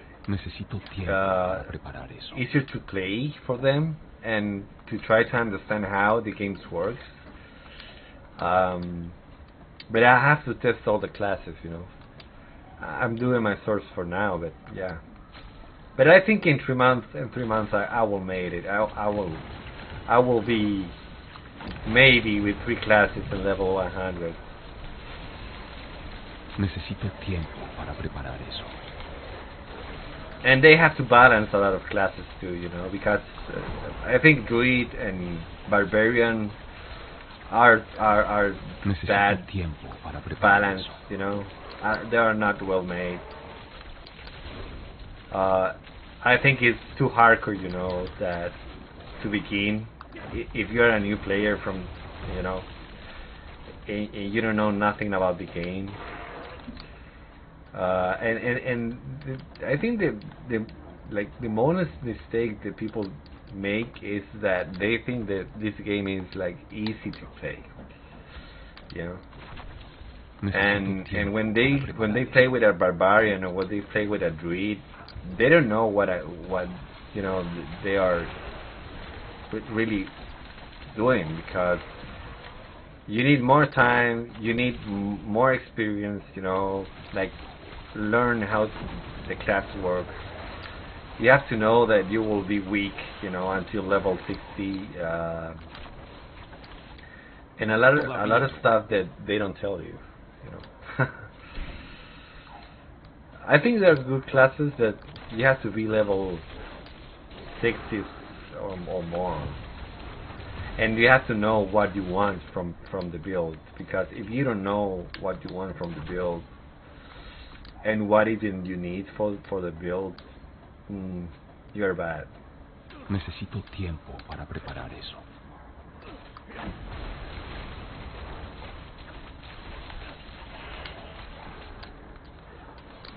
And the other thing they don't know is that. So you want to stream it cheap for those ones? Yeah, I want to try to, you know, to train people how to play and have fun and don't get bored, you know, thinking that the game is so hard for them. And try to have fun too, you know, playing the game. And maybe help people, you know, understand their own build they have and what they have to do, you know. But for now, I think the more important thing is for me is like in my channel, you know, to explain what do you do with the health types, you know, what do you have to farm in the end game, what are the best places to farm, what is the more efficiency way to get to 100, or what is the best way, you know, to get objects or legendary items, you know, and don't waste time, you know, in places you don't need. I want to do a lot of stuff really, but I would go slowly, you know.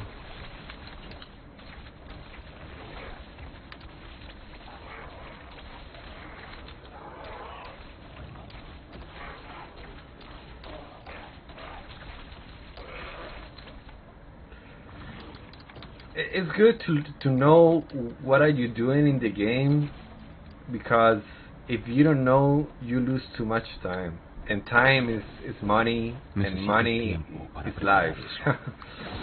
But if you know what are you doing in the game, it's easier, you know, to understand what do you need and where I need to spend my time in, you know, than not knowing nothing.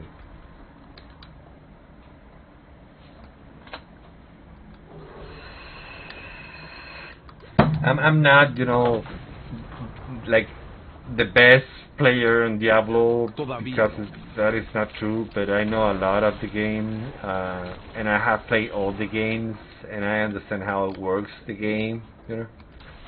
Necesito tiempo para preparar eso.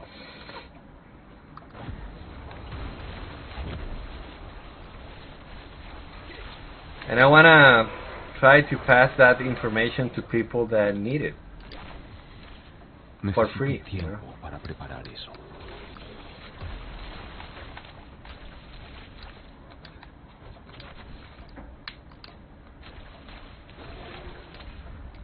Todavía no. Close to what?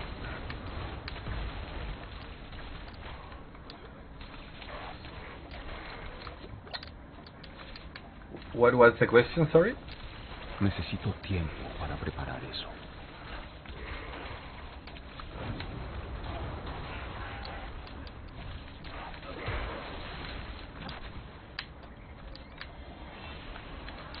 Necesito tiempo para preparar eso.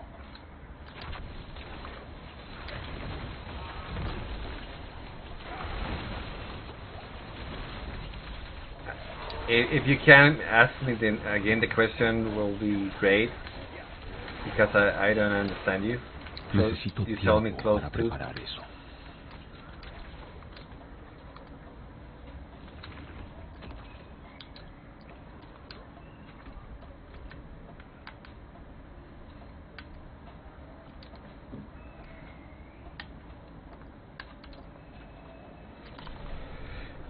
Being the best player in Diablo 4? No, I don't want to be the best player in Diablo 4, really. I don't care about that. I care about having fun, you know. That's what I care for. And if I can, you know, pass my knowledge to people that need it, that's good. Chinese people are the best players of Diablo, you know. They spend too much time, more than me, you know, playing the game. Because they want to have all the stuff, you know. Oh, let me change it. Let me change the slow mode.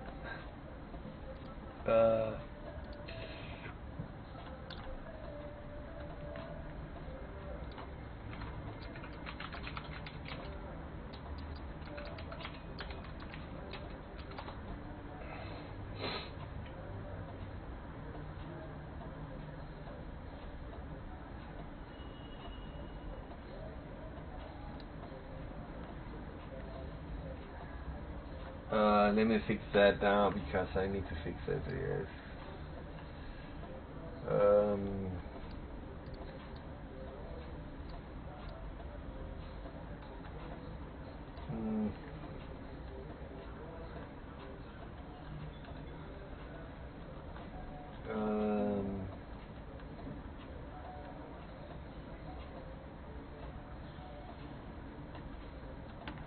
Slow mode. Where is the fuck slow mode? Let me see it. Let me see it here.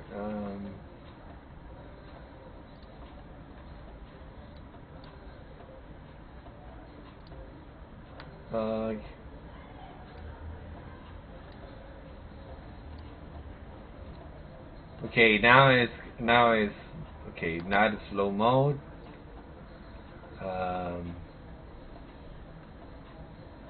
And we're good.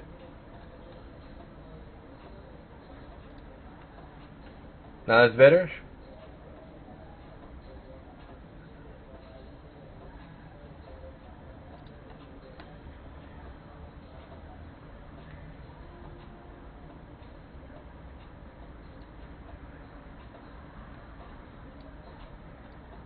sorry. Yeah, I'm new in streaming, really. But it's good that you tell me because I can fix it, you know. No puedo hacer eso aquí. ¿Ves algo de acero que necesites? Whatever thing you want to ask me, and I can respond you whatever you want.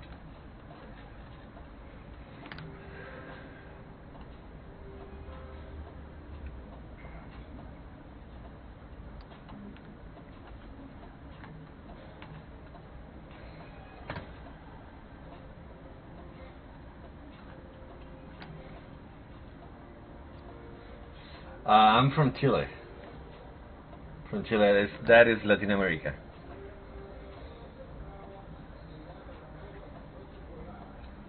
Latin America.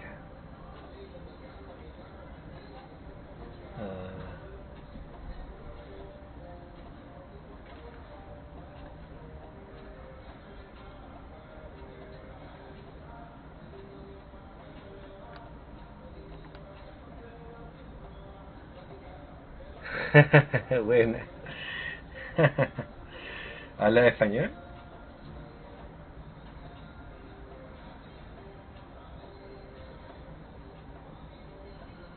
You speak Spanish? No.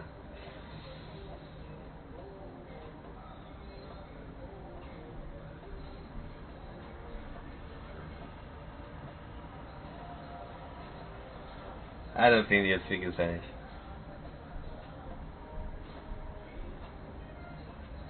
Ah, mira tú, hablas español, qué locura. No forjo solamente herraduras y esto es lo que quedó. Ahora estoy, o sea, tratando de expandirme más en el tema de streamear en inglés porque siento que la comunidad gringa es mejor, honestamente.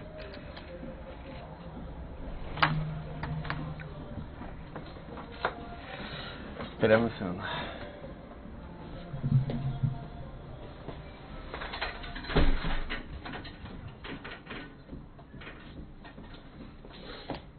Ah, ya.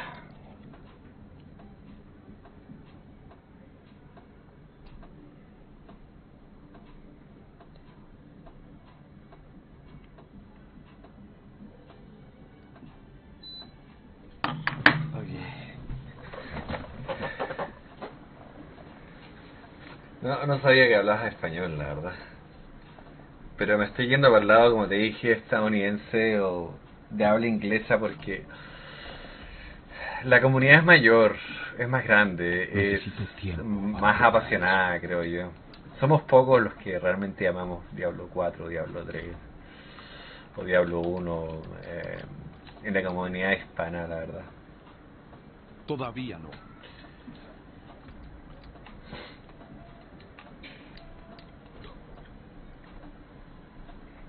Pocos, somos pocos. Yo ya voy muchas horas de juego y aún no me aburro. Y no creo que me aburra, la verdad. Tengo varios juegos que quiero jugar, pero el stream va a ser dedicado específicamente a Diablo, yo creo. O sea, no voy a dedicar mucho tiempo a esto. Por lo menos 3 meses voy a estar todo el puto día seguido y voy a intentar salir adelante aquí en el stream. De a poco, yo creo que en 3 meses algo puedo lograr. Tal vez no una comunidad gigantesca, pero algo puedo lograr. No, tranquilo, igual se entiende. Igual se entiende. ¿Cómo ha sido tu experiencia con Diablo hasta el momento?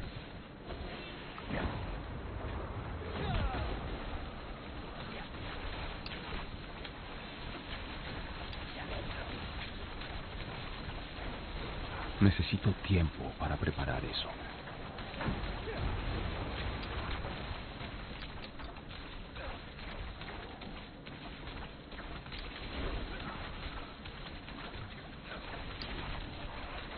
¿Hay algo que te cueste o has jugado? Si jugaste Diablo 3, así que ya venías conociendo un poquito el tema.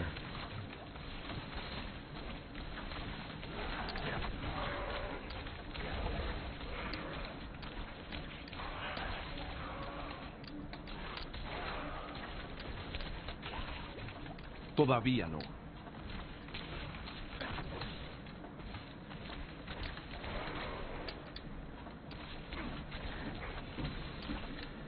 That's good. Todavía no. You like it or you prefer Diablo 3?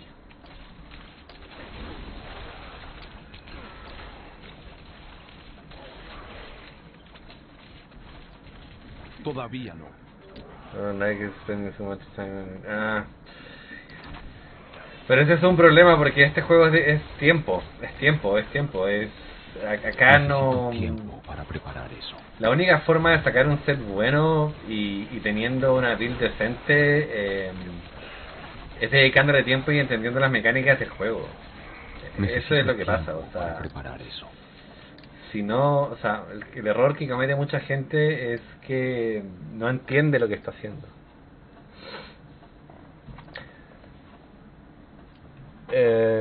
Sí, o sea, Diablo 3 es bueno, pero tiene la mecánica del acumular stats constantemente, infinitamente, y eso te hace pegar trillones de números y creo que eso lo hace un poco menos casual, y los stats son más difíciles de entender también. No sé, siento que por lo menos Diablo 4 es un poco más simple en lo que sea, en lo que vendría a ser stats, y un poco más simple en lo que es stack, digamos, los stacks de skills. Y la verdad que son solamente 4 skills por objeto, así que tampoco es mucho. Están los aspectos nuevos, que eso ayuda bastante, sobre todo a la gente casual, porque los otros aspectos realmente son aspectos que tienes que farmear. Todavía no. Digamos que los aspectos de dungeon solo se pueden tener hasta un 30% si es que los vas a rerolear, digamos, por decirlo de alguna forma. Necesito tiempo para preparar eso. Y eso, bueno, lo hace un poco más fácil. No lo habría logrado sin tu ayuda. Yes, actually, it's more friendly, and you have a lot of stuff that are more friendly for people that don't have time for playing. You know? It's actually more friendly. Todavía no. But if they continue with the renown system, you know, for seasons, I think that people will not play seasons. I think that if they continue thinking that renown system is really important for seasons, I think that the majority of people they will not play seasons. I think seasons will be empty actually, if they don't change it. If they change it, whatever. But if they don't change it, it's difficult, because you have to invest a lot of time, you know, every time that you play a system. Necesito tiempo para preparar eso. Every time that you start a season, you will have to do the renown again and again and again, and lose time in that, and don't have too much time, you know, to farm in. And the other thing that is really, I don't know, it's not difficult, but yeah, it's like tedious, you know. You have to spend a lot of time playing to get level 100 if you want to get to that level. Actually, I think that every level you gain, like the experience, you know, it's scale like for maybe 3 times more than the level before. And that is difficult because a lot of people don't have time to spend, you know, doing that again and again. Necesito tiempo para preparar eso. But I don't know. They need to think it. They need to fix it, and maybe fix it because we don't know. Maybe they will not fix nothing.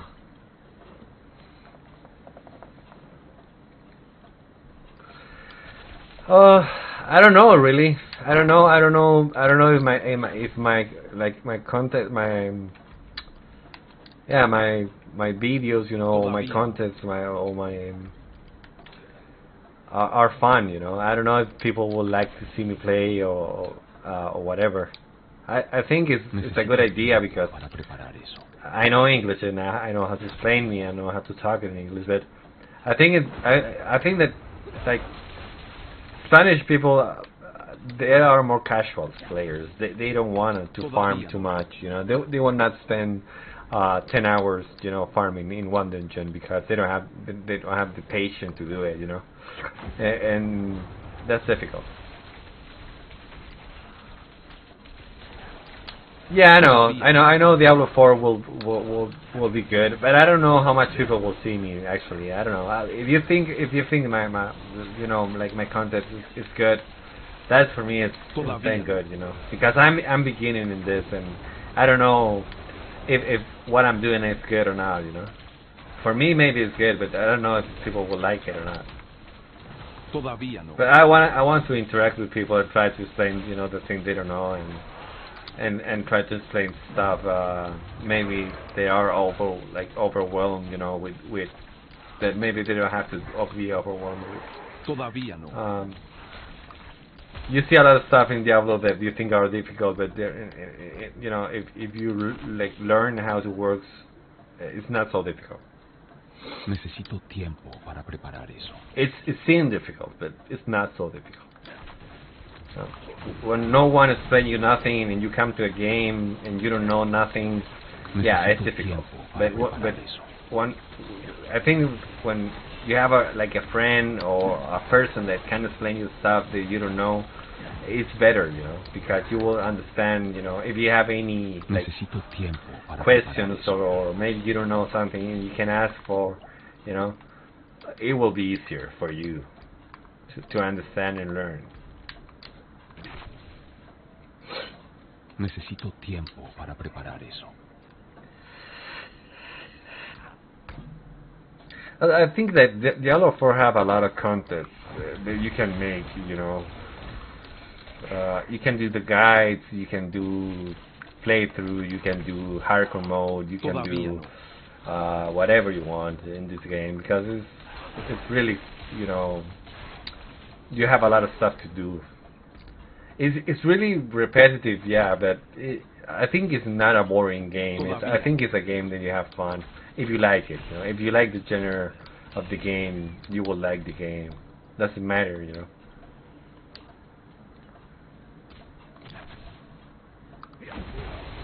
But I think there are a lot of people there that wanna maybe learn more about Diablo 4 and maybe be better players,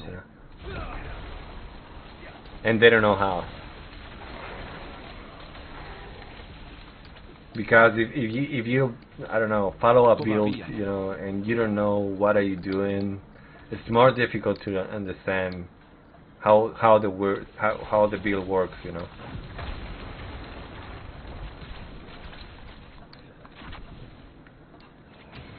Todavía no.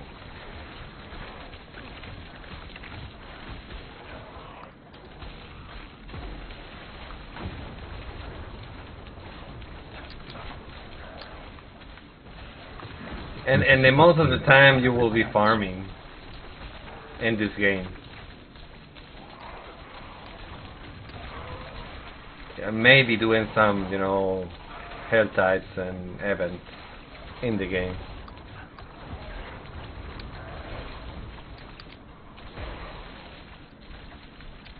I think hell types are the more important stuff that you have to make, and nightmare dungeons too, but they have to take the nightmare dungeons because for now they're not so good. And next to farm or farming items.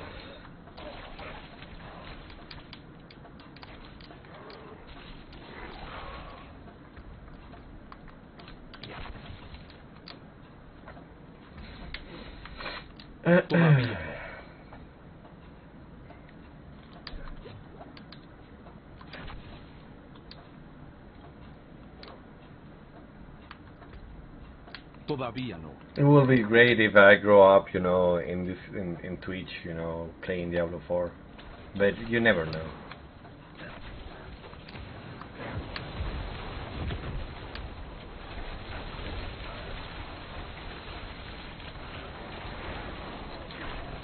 Todavía no. You never know. I have been grinding a lot, and it's difficult. Todavía no.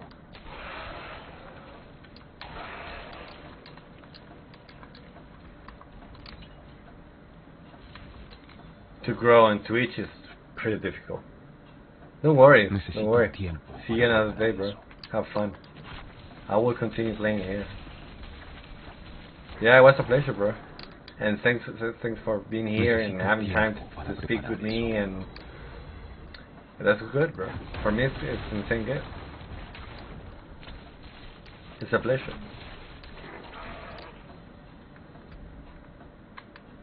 I see you the next time you come on.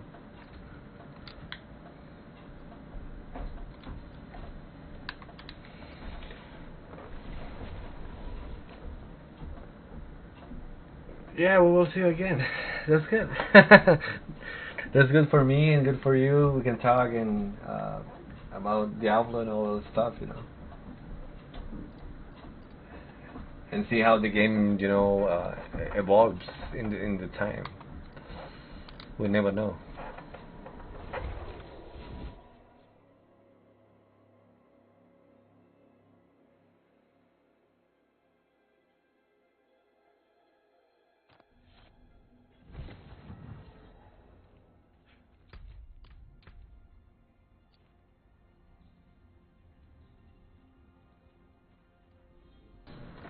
And thanks for being here and talking, bro. I appreciate that. See you, bro.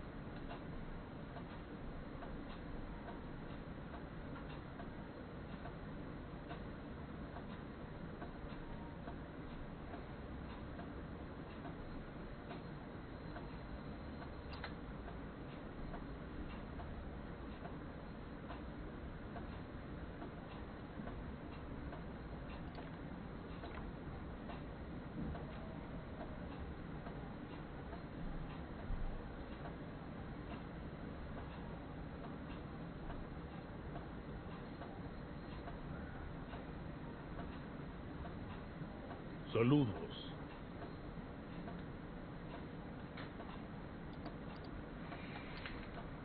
Saludos.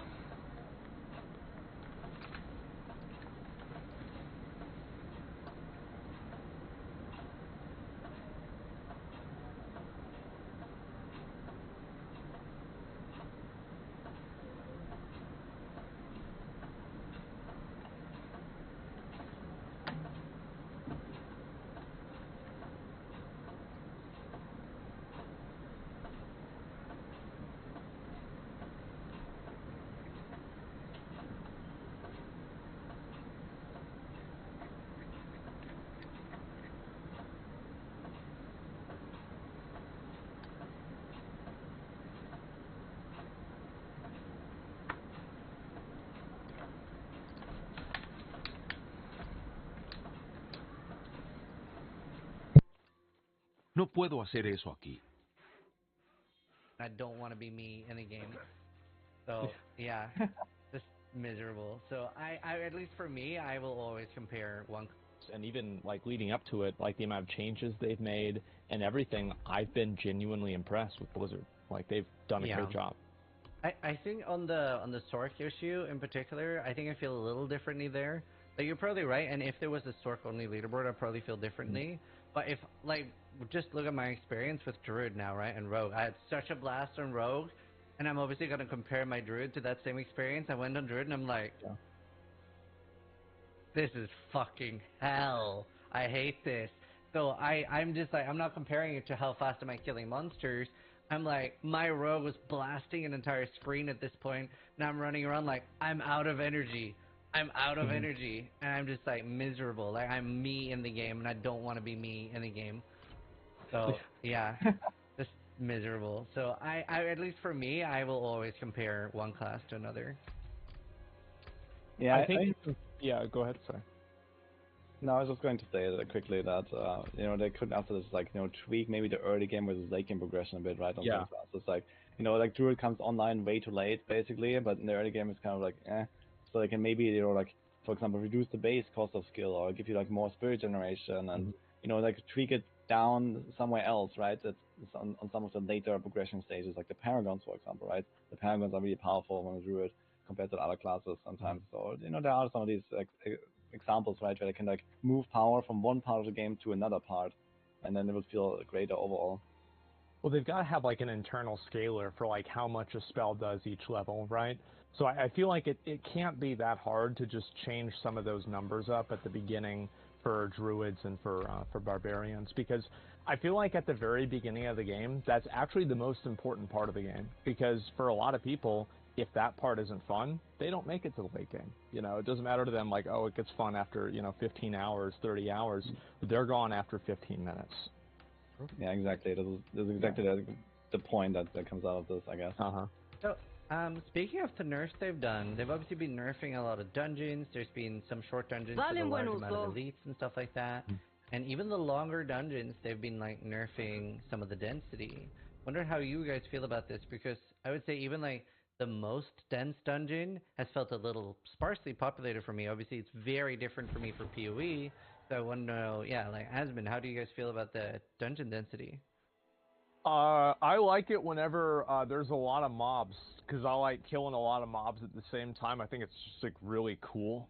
And like, you know, like in PoE where you have like a giant pack of mobs and you proc like Herald of Ice and there's like the pop, you know, it's so good. And like in Diablo, like at the very beginning of the game where there'd be like 10 elites and like one random room and you just like pop all your spells, you use your ult, they're all dead, and there's like 2 legendaries that drop. It feels good. So like, obviously they need to balance the stuff, but I would rather that with like these higher nightmare dungeons, because obviously this has been like something they've been struggling with like incentivizing. I wish that they would increase the density and increase and change the mob types inside of the higher tier nightmare dungeons to make them more rewarding fundamentally by like having just a higher elite density, or maybe like a higher chance to spawn butchers or something like that. Yeah. Something to make them more interesting rather than just doing the same thing, but there's a bigger number for the mob. Yeah, I think that's a really great suggestion from Osman. Like actually changing the the way that you play through a dungeon in some way, right? So you always have this kind of distinction between like tier 1 and then tier 10 and tier 21 sigils and stuff. Like you get like more affixes and stuff. That in addition to the tier and the level scaling also makes the runs a bit different. Maybe adding more density would be also one way to like just like spice it up more, right? So this is definitely a really cool idea. But I think also that, for example, the seasonal content is missing right now. I think, for example, making the seasonal content is going to be probably similar to like PoE maps, where you're also going to see that in dungeons, right? Or at least some of it, right? Or there's like a chance for it to appear. I guess it's going to be like a very similar system in the end. So that's also probably why the dungeons feel a bit empty now, and why they're generally nerfing the density to kind of like make space for such a system where there are seasonal mechanics that just come in sometimes. And then you have the butcher here, you have like the season 1 thing there, and you have the season 2 thing there in the other dungeon or something, right? It's like, imagine if you could do a nightmare dungeon and it could block as an affix that every elite is replaced with the butcher. See, Butcher's so annoying because he's not rewarding, like, at all. Yeah, it is. No, he always drops the legendary.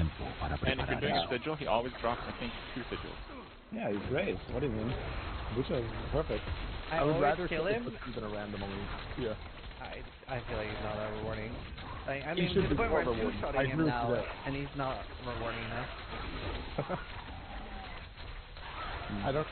I'd like to see them add in like more types of monsters like the butcher. It's like, what do y'all think about the events inside of the dungeons, like the hostage save me from like the waves, and then like a random like mob breathes on her and like and then like she's dead. But like theoretically, because like the way that I feel about the little events is that I skip every single one of them unless I'm just in a weird mood and I feel like doing it. And the reason for that is because you can't really speed it up. Like it disrupts the flow of the event. Do you guys do the same thing? So some of the events are pretty good. You kind of have to know which ones they are. Most of them do kind of suck. Yeah. But I think a lot of the issue is like, so especially the save me thing. It's like, oh, save me. First you have to find the kneeling guy like under your pile of corpses and loot. And then you click on them, then you have to click on them again, but you have to wait like 5 seconds in between. And then the event starts, but it doesn't really start until like 30 seconds later. It's starting to drip like 1 mob every 5 seconds, and then 2 mobs after 10 seconds, and like 3 mobs at like the 15 seconds. And then you get the build up after like a minute where you kind of get swarmed with mobs, but the ramp is too slow, the RP is too slow, everything's too slow. So yeah, I think they just need to speed up a lot of them. I also don't think their health scales by going in higher dungeons, because like in higher ones, they seem to like they get one shot, especially if you have like the goblin exploders. It's like, save me! They're all gone. I'm like, okay, fuck this, I'm leaving. Yeah, absolutely. The script that makes absolute sense. I think it would be way cooler if like these events were generally like beefed up, but more rare. So I don't want to see them like every single dungeon. Like it was actually kind of the opposite of what they was in like the open beta, right? They had like a 10% chance, and then they buffed it to 60% chance, and now he's seen like all the time. And then there's also the cursed chest, and then there's also the cursed shrine, and then there's the cursed well. And I had like dungeons where I had like 4 different events because of that. And it's just, it's kind of nice that it can be multiple things, but I think it's like too often, and if you just like made them more rewarding but like a bit less frequent, you know, there are these frequent triggers. And again, as we just talked about, there's probably going to be season mechanics coming in as well. You know, it's nice that like you don't see the same event all the time, right? This is just more rare and like way easier. So. Yeah, I like the purple chest thing. That's like decent, but like especially my like least favorite thing right now is when I have a slay everything zone and I click on a shrine and it's cursed because it spawns like 3 monsters. Kill those 3. There's another 3 monsters. I kill those 3. There's 4 monsters. Kill those 4. And then like the last 2 waves is like a bunch of elites and a bunch of monsters, but I'm like, I would, like, come on. This is, like, very disruptive to the flow here. It's very unacceptable. It doesn't feel good. Like, I feel like after you do your 5 waves, whenever you do one of those, every single wave after that should have 1 elite, and then, like, 6 has 1 elite, 7 has 2 elites, and just see how far you can go. Yeah. Things like that shouldn't feel like a punishment. Yeah, I do have a bit of a differing opinion to the mob density, so before we kind of way track of that, maybe pitch that in there. So the mobs get much dumber when there's more of them. Like, mobs in this game have this thing where they like bump into each other and shit. And like okay, so if there's like 1 mob, it's really easy. If it's 2, it's pretty easy. The peak difficulty is at like 5 or 6 coming from different sides of the screen. Because when you get to like 30, you just like kite them. They're not even attacking, they're like bumping into each other. Especially if you're playing Sorc. Like if you're playing Sorc, once you hit like 30 mobs, you literally have infinite damage with a firewall build. They can't move. The damage keeps going up and up and up. Because one thing's triggering another thing, triggering another thing. So I like the idea of maybe slightly higher density than we're experiencing, but I think they're really doing that to like maintain the difficulty given how the mobs behave in this game, I would say. Yeah, the mobs just don't work very well when there's tons of them. Yeah, I see that. I think that's good insight. Yeah, definitely. I mean, I could 100% see that. Personally, I don't mind it. I like having the high density with mobs, but if they don't really play well, I think that really what people are asking for with high density is just like more rewarding dungeons and less downtime. I think that it's not necessarily about how many mobs there are, it's more about how many times you're just like running from area to area and there's like 2 of the little fallen guys running after you. It's like kind of annoying in that way. So I think that if they added in, like, I think that they need something that's like a higher tier of elite than what we have. Something in between, like, an elite and ultra. And just like to have those existing in dungeons and for people to like fight them and want to fight them because they get better rewards. Yeah, I think that would be a good thing. That's something Grim Dawn does really well, is the special monsters, and that is very, very exciting to find and stuff like that with monster infrequent, which is like a special type. So, yeah, for me it's also like the downtime. I still think I would enjoy higher density because, yeah, something like the fireball thing and just everything exploding on screen, that always feels good to me. Like as been said with Herald of Ice, I love seeing big shatters. That's why I'm loving the rogue so much. Yeah, I agree with that as well. It's kind of nice to like blow up like large packs. For example, right now I'm playing like a death trap build, and it like pulls in like the whole screen, and then they all just like vanish basically. So it feels really good, but I don't think it needs to happen like, you know, literally every 5 seconds or so. I think it's fine if there's like sometimes these big packs and then sometimes like these smaller packs with like, you know, 1 or 2 elites. But, you know, most of the time, I don't know, maybe it's just my build, but I go really fast, and, you know, none of these fights really are like big fights right now. It's like, yeah, I just blast it down, move on, right? And then there's like this downtime in between that we try to overcome as quickly as possible by just, you know, using a dash, using your evade to go to the next pack. If there was like more monsters like in between, like not just necessarily bigger packs, but more monsters that just fill up the empty space, then it would probably feel a lot more like, you know, like an action RPG, right? Where you don't need to blow up entire things, you just need to like not run for like 20 seconds straight without anything. So this would be already a massive improvement. I think having like slower and more like individual NPC based gameplay is actually kind of a good thing, though, and I kind of like that about, like, especially the beginning of Diablo 4, and, like, even Diablo 3 had this a bit, where you're really going through a dungeon and you're fighting one elite, and you're actually beating that specific elite. I kind of don't mind that, like, the slower pace to it, but I feel like the problem is that if you don't have that be, like, uniform across all the different dungeons, everybody's just going to run the same dungeon over and over and over, and everything's just going to default back to that. I think that's almost always going to happen. The only thing that will change that is the nightmare sigils and the fact that you can't run the same dungeon. That's why I was still, even with the new nightmare dungeon changes, I was hoping it would address scaling at some point. And have, you know, people will want to level characters to 100, and if that the best HP is still just running dungeons, people will do that. I was hoping dungeon scaling would stop, like the normal ones would stop at like 80 or something. So you, like, have to do nightmare dungeons to go, like, past that? Now, they could just make nightmare dungeons rewarding enough that people will be running that, but so. I mean, they are rewarding already, and they're gonna buff them significantly. Like, there's no doubt for me that nightmare dungeons is the meta, like, after this patch comes out. I hope so. Even right now, like, as a solo player, I've tested this. Like, last few days I saw, like, on my build, I was doing, like, some of these dungeons that people were suggesting, which is Ruins of Eridu, pre-nerf, and I was doing blind burrows, and, you know, all this kind of stuff. And I timed it a little bit, and I was getting pretty much almost the same XP that I was getting in nightmare dungeons by just running, like, good sigils that were, like, you know, over my level, basically. So if you can do them quickly and effectively, like, the nightmare dungeons are already almost on the same level as this dungeon spam that everyone is doing. I'm not talking about, like, group play. Yeah. So, that group too, play obviously is, but there's also the rippiness. Yeah, the rippiness, okay, yeah, it's definitely rippier, but I mean, this is not a concern for, like, softcore at the very least, I think. Sure. So, yeah, it's harder to do nightmare dungeons, that's for sure. But it's also rewarding in terms of the loot. You get more uniques there, and you also get the glyphs.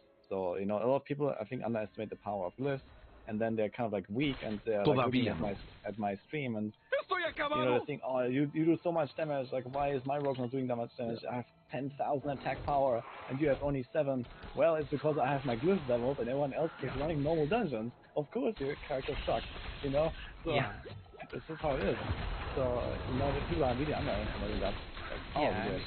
That's what I've been doing now in my rogue, is I'm actually doing all the nightmare sigils and getting all my glyphs up to, well, soft cap level now, at least I have them all at 15.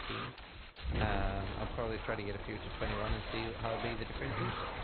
But I really want to discuss a little bit about the nightmare sigil mobs. Like the blood blister, there's so many. I hate that red thing that runs after you. That shit's so annoying. Oh, the so many of them are annoying. Oh my god, yeah, I hate that. I don't mind the crystal so much, but like I hate the lightning from the sky one. But like that's at least my take on it. Is like so many of them are they're oppressive. They're very oppressive. They're exhausting. Like, I wish there were more like the Nightmare Dungeon portal one. I love the portal. It's like Beyond and Path of Exile, and I really enjoy it. Elder portals but or something. Yeah, so many of the other ones are just straight up oppressive. Like the what's the red like plasma beams they fire out on death? Death Pulse? Lightning. Avenger. No, this one. Death Pulse. Death Pulse. I hate Death Pulse. I hate half of them. Like over half of them. I actually don't mind Drifting Shade. I don't mind the crystal that follows you, but I really hate the lightning from the sky, and like a few of them are just insane.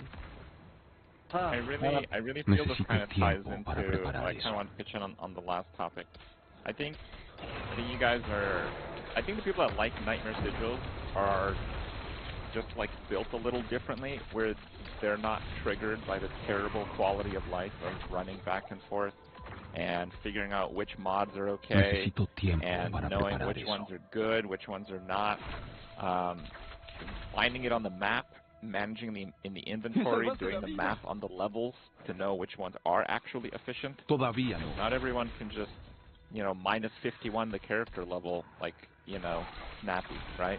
Yeah. And like, I think that like magnifies like crazy in a group environment, and I think because group environment is rewarded more than solo play, you're kind of missing that mark a little bit.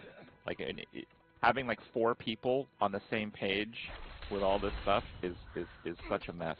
And yeah, when you throw in the mods as well, you know, you're trying to organize with your group who hates what mods with their build. Like, oh my god, bro, we are way off the deep end on this one in terms of our sanity.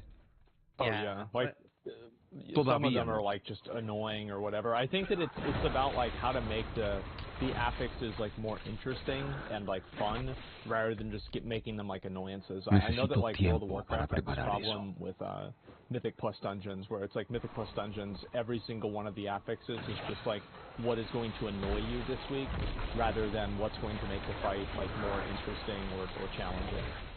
Yeah, I'd rather see more like damage mods, health mods, things like that, more things like the Nightmare Portal.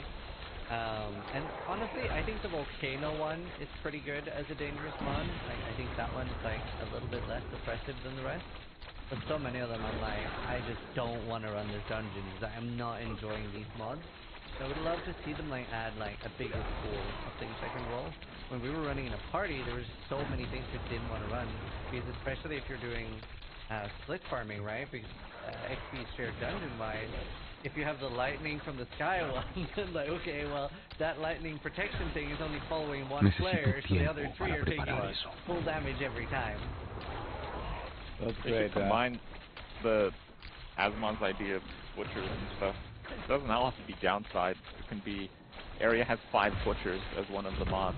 And then you can choose if you want to do that one or not. You know, these downside upside things, I love those kinds of decisions in ARPGs where something is not necessarily a downside. Right now, every single one of those mods is a downside, and half of them are really annoying. Yeah, except for the Nightmare Portal. Pretty annoying too. Play a minion build. The Nightmare Portal, I tested it. They actually give you XP. Yeah. So I guess you can technically I just want Beyond. Yeah, okay, it's Beyond. Yeah, but the suggestion that Group made is really good with, you know, like having something that is like not necessarily downside, right? So if there's like more stuff like that, that could be really cool as well.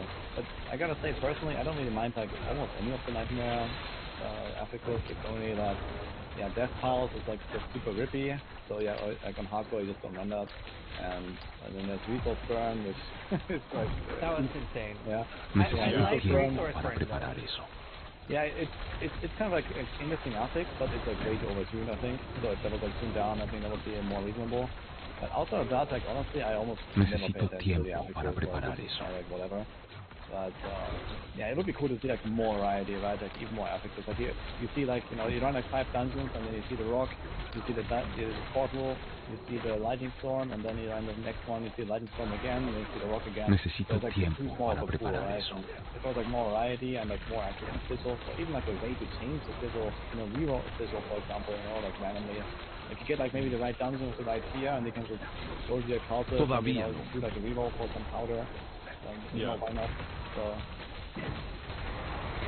I'd just like to see like more, I guess like the type of variety I'd want to see, and this is like such a weird example, but if anybody played like PUBG back in the day, like how excited people would get whenever there would be like a fog map or a rain map, because it would change the way that you can play the game, and like strategies that you can use in the game.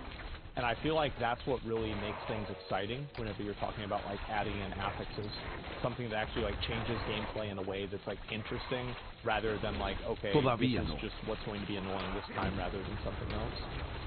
Well, I mean, I already have like those, like, you know, all elites have cold enchanters, all elites have suppressors. I think these definitely change how you approach a run. So it kind of goes in that direction, but I see like maybe more environmental effects, or, you know, something that like is like a global modifier of some sort, right, to the entire run. That could be quite interesting, so maybe they can come up with some creative ideas. It seems like they are. For them to be creative. Like, what? They could have like a wallet system. Just add like 4 mods and get like exclusive access, like Uber Butcher that can do mods. Yeah. Like the system they set up is really open for them to be creative with them. But I don't know. I'm expecting for the first few seasons they're just keeping up with their regular content plan, which is probably pretty light, and polishing every system in the game. Yeah, it'll be interesting to see how much they put in season 1. Necesito tiempo para preparar eso. Yeah, I'll be really curious too, because like I think that's really what like for me, the reason why I stepped away from Diablo 3 is that I felt like every season kind of felt the same. Like it didn't really feel like I was making a lot of progression or doing anything that was like very, very much meaningful. Yeah. So like I kind of just moved away and lost interest in the game. But if they were able to make the seasons like more dynamic and different, like kind of like how PoE seasons are, because like in Path of Exile, like you immediately start interfacing with like the new seasonal mechanic whenever you are on the beach, like at the very, very beginning. And that's what I think that Diablo needs to have, is like things that are like really defining and changing for pretty much everybody that's playing. Yeah, that's the plan actually. They said that it will do that. So it's like within the first hour at least or something, you should already experience the season mechanics. So yeah. It'll also be interesting to see how many balance changes they'll do in terms of like shaking up the meta. So if you are generally playing the same skill every league, you're probably gonna be a little bit burnt out faster as well. Well, I gotta say that balancing is... I mean, we talked about balancing earlier, right? So I think generally it's moving towards like a really good spot where you're gonna have like this insane outliers. You know, maybe on the very high end, like the Exodia combo, right? So then builds like really pop off. But you know, on the way there, you know, 100 hours of grind, you can definitely play in Season Deck or all different things, right? And what we talked about earlier, like it is easily balanced the winner class more than the cross classes. I think that's definitely more important. For example, on the Rogue right now, I've been experimenting with like all kinds of builds. You know, I think like Rogue is probably like the most balanced class right now. Like basically any core skill feels good. Everything, like you can combine so many different tools with the Imbues, with the Smoke Grenade, with the Ultimate. You know, the only thing that is like really out of whack is the Rain of Arrows on Rogue. It's awful. But everything else kind of like has a reason to exist on Rogue. You know, all the key passes, everything. So this is great. So Rogue is like the prime example of like how balance should be almost. And if they get other classes kind of to that spot, that would be great. Yeah, I think that'd be good. And yeah, and I wouldn't even feel like too obligated to like, you know, play this or that skill as like a season starter, for example. You know, just to like race, you know, like, okay, maybe this one thing could be like an hour or two faster, but, you know, it may have less reliability, so for like hardcore race, I might rip on the way or something, right? So, but overall, I think they're in a good spot and they're just getting better with the balance, I guess. They do have some challenges, though, with like, mechanics. Like, I don't care how much they're going to buff channel skills. If you have to stand still to channel the skill, no one's going to use that skill. Like, it's just that simple. Well, you always do it that didn't WoW. It's like allow you to have a legendary where you can move while channeling. Yeah, but I don't like the idea of making a skill not suck just to get a -1 gear slot. You know, I don't like that either. Yeah, makes sense. Like Incinerate on Sork is so hideous. It's hard to describe. Like the glyph that buffs core skills increases the crit multiplier. It doesn't crit. You have to stand still. The way that channel skills work is it charges you the cost up front and then also over the time. Oh. So if you channel it for 1 second, it actually costs double. And it's the lowest damage core skill on Sork. Like I don't know. But like if I'm like asked to use it, if they make it the highest damage core skill, I still wouldn't use it. If they make it twice the highest damage core skill, I still wouldn't use it. So it's just like a mechanically crippled skill, and I think that's the case for all the channels. So they have these things that just it really needs a bit of an overhaul. There's no other. Oh no, there's one other channel skill, right? There's Lightning Necromancer. Necromancer has the Decompose, I guess, but not the core skill, right? No, so, not a core skill. Yeah, so it doesn't matter much on Necro, but it does matter on Druid, I guess. But Druid are beefy boys, you know, they don't die, so it's fine. They can stand there. I think people are enjoying that. I think there are definitely people that just likes to stand there and like, you know, with their fire beam. Like the power fantasy of that, of just being able to just endure everything attacking you and it just doesn't matter. Yeah, I can totally see that no one here would enjoy that, but there are people that do that, I think. And it would be maybe cool if they would open up some options like for Incinerate in particular, I guess, maybe as like a dual core skill setup where, you know, you have like a fireball and then whenever you can, you follow up with an Incinerate. So it's not just standing still, but you have the opportunity, right? So that could be maybe like at least an option to explore, I guess. Yeah. I think I want to move on to another topic, crafting. Fue una dura items, negociación. Because at least for me Vuelve cuando tu personally, I was segunda very piel surprised necesite un how vendaje. enjoyable the item chase is for being on a simpler end of a system. So, Crip, do you want to talk a little bit about items and your experience with them so far? Again, this is mostly from like Sork playstyle. Items are fantastic on Sork. No mientras esté en el The 4 poblado. stat item per item is exquisitely limiting. If you want to be tanky, you're always losing damage, and vice versa. So it's always a choice of what kind of gear you're pursuing for your character. If they had 5 stats, this would kind of go away. If they had 6 stats, you have Diablo 3, where everyone's looking for literally the same items. So I think the 4 stat item, the fact that you have quite a lot of agency over the items, like rerolling 1 stats and converting rares to legendaries actually works out pretty well. By the time you finish leveling your character to 100, I think your gear is like 90% of the way there. And I think that's a good place to be in terms of like gearing out a character. So the only thing that is super lame is like they pitched us on some of the coolest unique items, and I'm not convinced they exist. Or it's something like doing a flawless save the guys that are being beheaded on a Nightmare Dungeon 100 solo, and then Shaco has a chance to drop. There's a 10% you know? chance. Yeah. Unless it's some crap like that, I don't know. I don't know. This is why I have not seen the grandfather. Yeah, probably. Nobody has seen that sword. Like, we've seen one Korean Shaco, and apparently I saw there was one, I think it was called a Doombringer or something like that. I don't remember what the name of the sword was. Todavía no. And there was one of those. But other than that, all of these other items, like, nobody has even seen them at all. Which is like, I mean, you can compare that. I think it's too low. Like, I don't know, maybe I'm being a casual here, but I think, like, not, like, this is going to, because you think about it, right? This is going to be the most that people are ever going to play Diablo 4, pretty much ever, right? Because at the beginning of the game. So if people aren't seeing these items now, like, they're not going to exist. Yeah, because it's like incomparable rarity to anything we've seen before, right? It's incomparable to Tyrael's Might, Mage Blood, or Headhunter in Path of Exile, or Mirror, because the sheer amount of people that are playing right now is just insane. You guys aren't lucky enough. Like, you... Maybe they drop in the cow level. Todavía no. You know what I think they're going to do? I think we're going to get a tier 5. How do you guys feel about a Torment 5, or whatever they call it, a world tier 5? Yeah, so that has been data mined, people are saying that there is one, and I'm guessing that's coming with Season 1, I would assume? I disagree. I disagree. I have a take on this. So, I don't know exactly how D4 works, but when I talked about how Diablo 2 works, people who data mine Diablo 4 told me that it works in a similar way. So it's like a category of files, and a lot of the files that have to do with items and stats on the spell, it's kind of like an Excel sheet. So it's really easy to data mine. That's why everyone's data mining. It's really easy.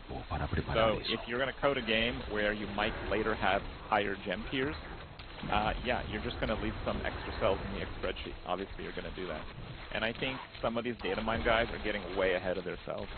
So I think they got some timbits of, like, this is where we're going to put the Torment 5, Torment 10, Torment 20 data when we decide to do it. And then the data mine guys are just like, oh my god, it's happening tomorrow. It's like, no. So you think they're just future-proofing, whereas, like, the data mine is implying that it's happening, like, in Season 1.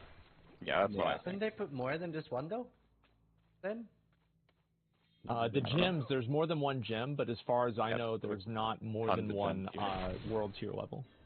Yeah, exactly. So I also agree with what Crip said. I think this is mostly like maybe something in the future, you know, maybe in the expansion. Like, we don't know like what expansions will do. Will they raise the level cap? Will we just have the same kind of like progression, or will they like, you know, push the levels? And you know, anything can happen, right? We don't have no information about anything like that. And this might be the moment where they introduce like yet another like torment, but they like, you know, like reduce the time it takes to get through torment 5, make it faster. So, you know, it could just be something like that, right? Where they have like maybe an extra progression system, you know, let's say like subclasses, or you know, something like ascendancies, whatever, you know, something like that might happen. So, you know, there's just like room for that, and I think right now there's nothing like that happening. And there's also no need, honestly. I would like them to beef up the open world content in general, maybe at some point, like, you know, like especially at level 100. But there's no reason to do anything in open world content really, and it's basically only nicer dungeons, which, well, you've already grinded, you know, for like 50 hours straight just to get So in general, I think the open world content is just lacking a bit. But again, it might be like a solution for season content anyway. So maybe you want to go out there and want to find the season monsters or whatever, right? So we don't know how it's gonna be, but we're gonna learn soon. But yeah, in general, I don't really trust any of this data mining right now. Like, and it's the same with those unique. Yeah, those some unique data mine that we have never seen literally. Like, well, they said Blizzard came out and said that they're in For Shaco they did, yeah. Yeah, for Shaco they did, yeah, but for none of the others really. I think I think they mentioned Grandfather in like one of the death streams actually. So, I think they did as well, yeah. Necesito tiempo para preparar maybe, I mean, they're definitely way too rare. I mean, they released those stats lately with like 300 million hours played or something, and there's like one Shaco that we know of. Okay, but the only thing that makes sense then, if Shaco is, Todavía let's argue in the belief that Shaco is in the game, the only thing that makes sense then is that it's Nightmare Dungeon 100 plus, at least, and that it's really rare then. Because there's even on software not that crazy amount of people doing that amount, right? Todavía So no. if it's like Mirror tier rarity or Mageblood tier rarity, like, you know, there's Path of Exile players that play 20,000 hours of Path of Exile without finding a mirror. Start saying that people got a shot though, but I don't know. But it's like I've seen so many people claim they have a drop, even in my own chat, and like people who watch my chat are like 30. I'm sure you go to different communities, everyone's found every single item. They're dual wielding grandfathers on Barbarian and all the I'm sure that's the case. I'm sure just all the streamers are very unlucky. That's what's happening. Yeah, exactly. Streamers are stupid, they don't know what they're talking about. They don't know anything. So man. like, maybe it's a really high Nightmare Dungeon thing. That's the only thing that makes sense. Maybe they manipulated the streamer client to be worse RNG than usual instead of better RNG. So happy for about that. Tiempo para preparar eso. That probably works really well. I want to see those items be easier to get. Like, not easier, but like, you know, in Path of Exile, if you see like a headhunter, you can work towards a headhunter incrementally. And in like Diablo, in the original Diablo 3, you could work towards the gear incrementally as well, because you could get enough gold to buy it. But like in Diablo, it was like how do you work towards an item? Like everything is just like a random drop. And I think that there needs to be a way to work towards those super rare drops, or at least have targeted farming for them, if you want to just have them in the game. Because other than that, it's just kind of, it just feels weird to me. So that would all change for you. If we find out later today that it does in fact 100% drop from Nightmare tier level 100, right? That would change, right? Para preparar eso. Absolutely. Right. Yeah, because there it is. There's your goal. Yes, I agree. So I think that the lack of target farming is massive in D4. Todavía no. You're gonna notice it more and more as seasons come in, as more unique come in, as more legendaries come in. Right? Like I hear from people that, you know, they played as druid to level 80 and they have not gotten a single polarized shockwave aspect. You know, like imagine that you're trying to play a rare druid, a rare bear druid, and you don't get your main aspect. You know. Like, you know, this kind of lack of target farming is you know, excruciating, I think, and we definitely need like a solution like that goes somewhere in the direction of divination cards, I guess. I really hate divination cards, but divination cards solve a problem at least, you know, like we need something where you can go somewhere and have like a better odd of getting the item you want, or getting the aspect you want, getting the unique somewhere, you know, maybe like some kind of like, you know, I don't know, some kind of system, right? It doesn't have to be divination cards directly. So they have a little bit of a system. And I like it, but yeah, they obviously need a lot more. Like, so Necromancer, not a lot of people are going to understand how the system can be gamed, but an item can only roll like within certain items. So if you want a certain power that's utility, one of the best places to get it is on boots, because there's almost no movement aspect. Like, Necromancer has 2 movement aspects. So if you want utility, the best thing to do is to use like your obols for boots. So like the way I leveled the Necro is I just did every single world event I ran across, I just did it. And then I only gambled boots. And then when I did my capstone to go to world tier 3, I just spammed Helltide, which also you do the events in Helltide, and I got a crazy amount of opals. I basically was like level 50 with like 10 plus 2 skeleton warriors, like 3 blizzards, and like 5 skeleton mages sitting in my stash. So like I had like 5 characters worth of legendary powers. So you can really game it, but you do need like that character knowledge, and you have to warp your play style to acquire it if it's going to make your character, like in the case of that. Barbarian has that too. Yeah, I really like the limited target farming that is in Diablo 2. Like, even if it's just things like, you know, Stone of Jordan has a higher chance to drop from Nightmare and Darl. So you can spam Nightmare and Darl, you have a bigger chance to get Stone of Jordan. And I think they have a really good opportunity here with the fact that they have so many dungeons, right? You could have, like, these 5 aspects have a slightly higher chance to drop from this. So, like, Druid Pulverize, etc. If you're a Druid and really need Pulverize, you farm this dungeon. If you really need the Barbarian unique helmet or a Druid unique helmet, you farm this dungeon, right? It's got a slightly higher chance. You're not guaranteed to get it, but yeah. I think stuff like that would help the game a lot. I think target farming is part of RPGs. And another thing that is very crazy to me in Diablo is the fact that the item level or requirement of items scales with your character, which they finally addressed today. I'm very happy about that. What are they doing about that? I didn't get a chance to see that. Not doing anything, I think. No, they only addressed the fact that, by the way, item power is what makes characters, what makes item scale, not the item level. Because apparently a lot of people have been looking at, oh, required level is higher, this item must be better. But at least that means they're looking at it, right? Surely that means they're gonna. Surely that means they're gonna. And you got to share some of that copium with the rest of us. Surely. Yeah, of course. I have a point about this actually. So yeah. So personally, I actually really like that system because it makes items that are really good that you find early in the progression very valuable, especially for trading. I think like once trading really like comes in and once people actually like understand what items are good and bad, and we don't just get spam flooded with like like trash loot in the trade channels. At some point, if you find like a level 60 like item power 800, two-handed weapon that has like core skill damage, vulnerable damage, crit damage, then you're gonna sell this for a fortune basically, right? So I think this is like one really cool thing, and it's also another is that it kind of gives you like a nice progression curve for all of your alts as well.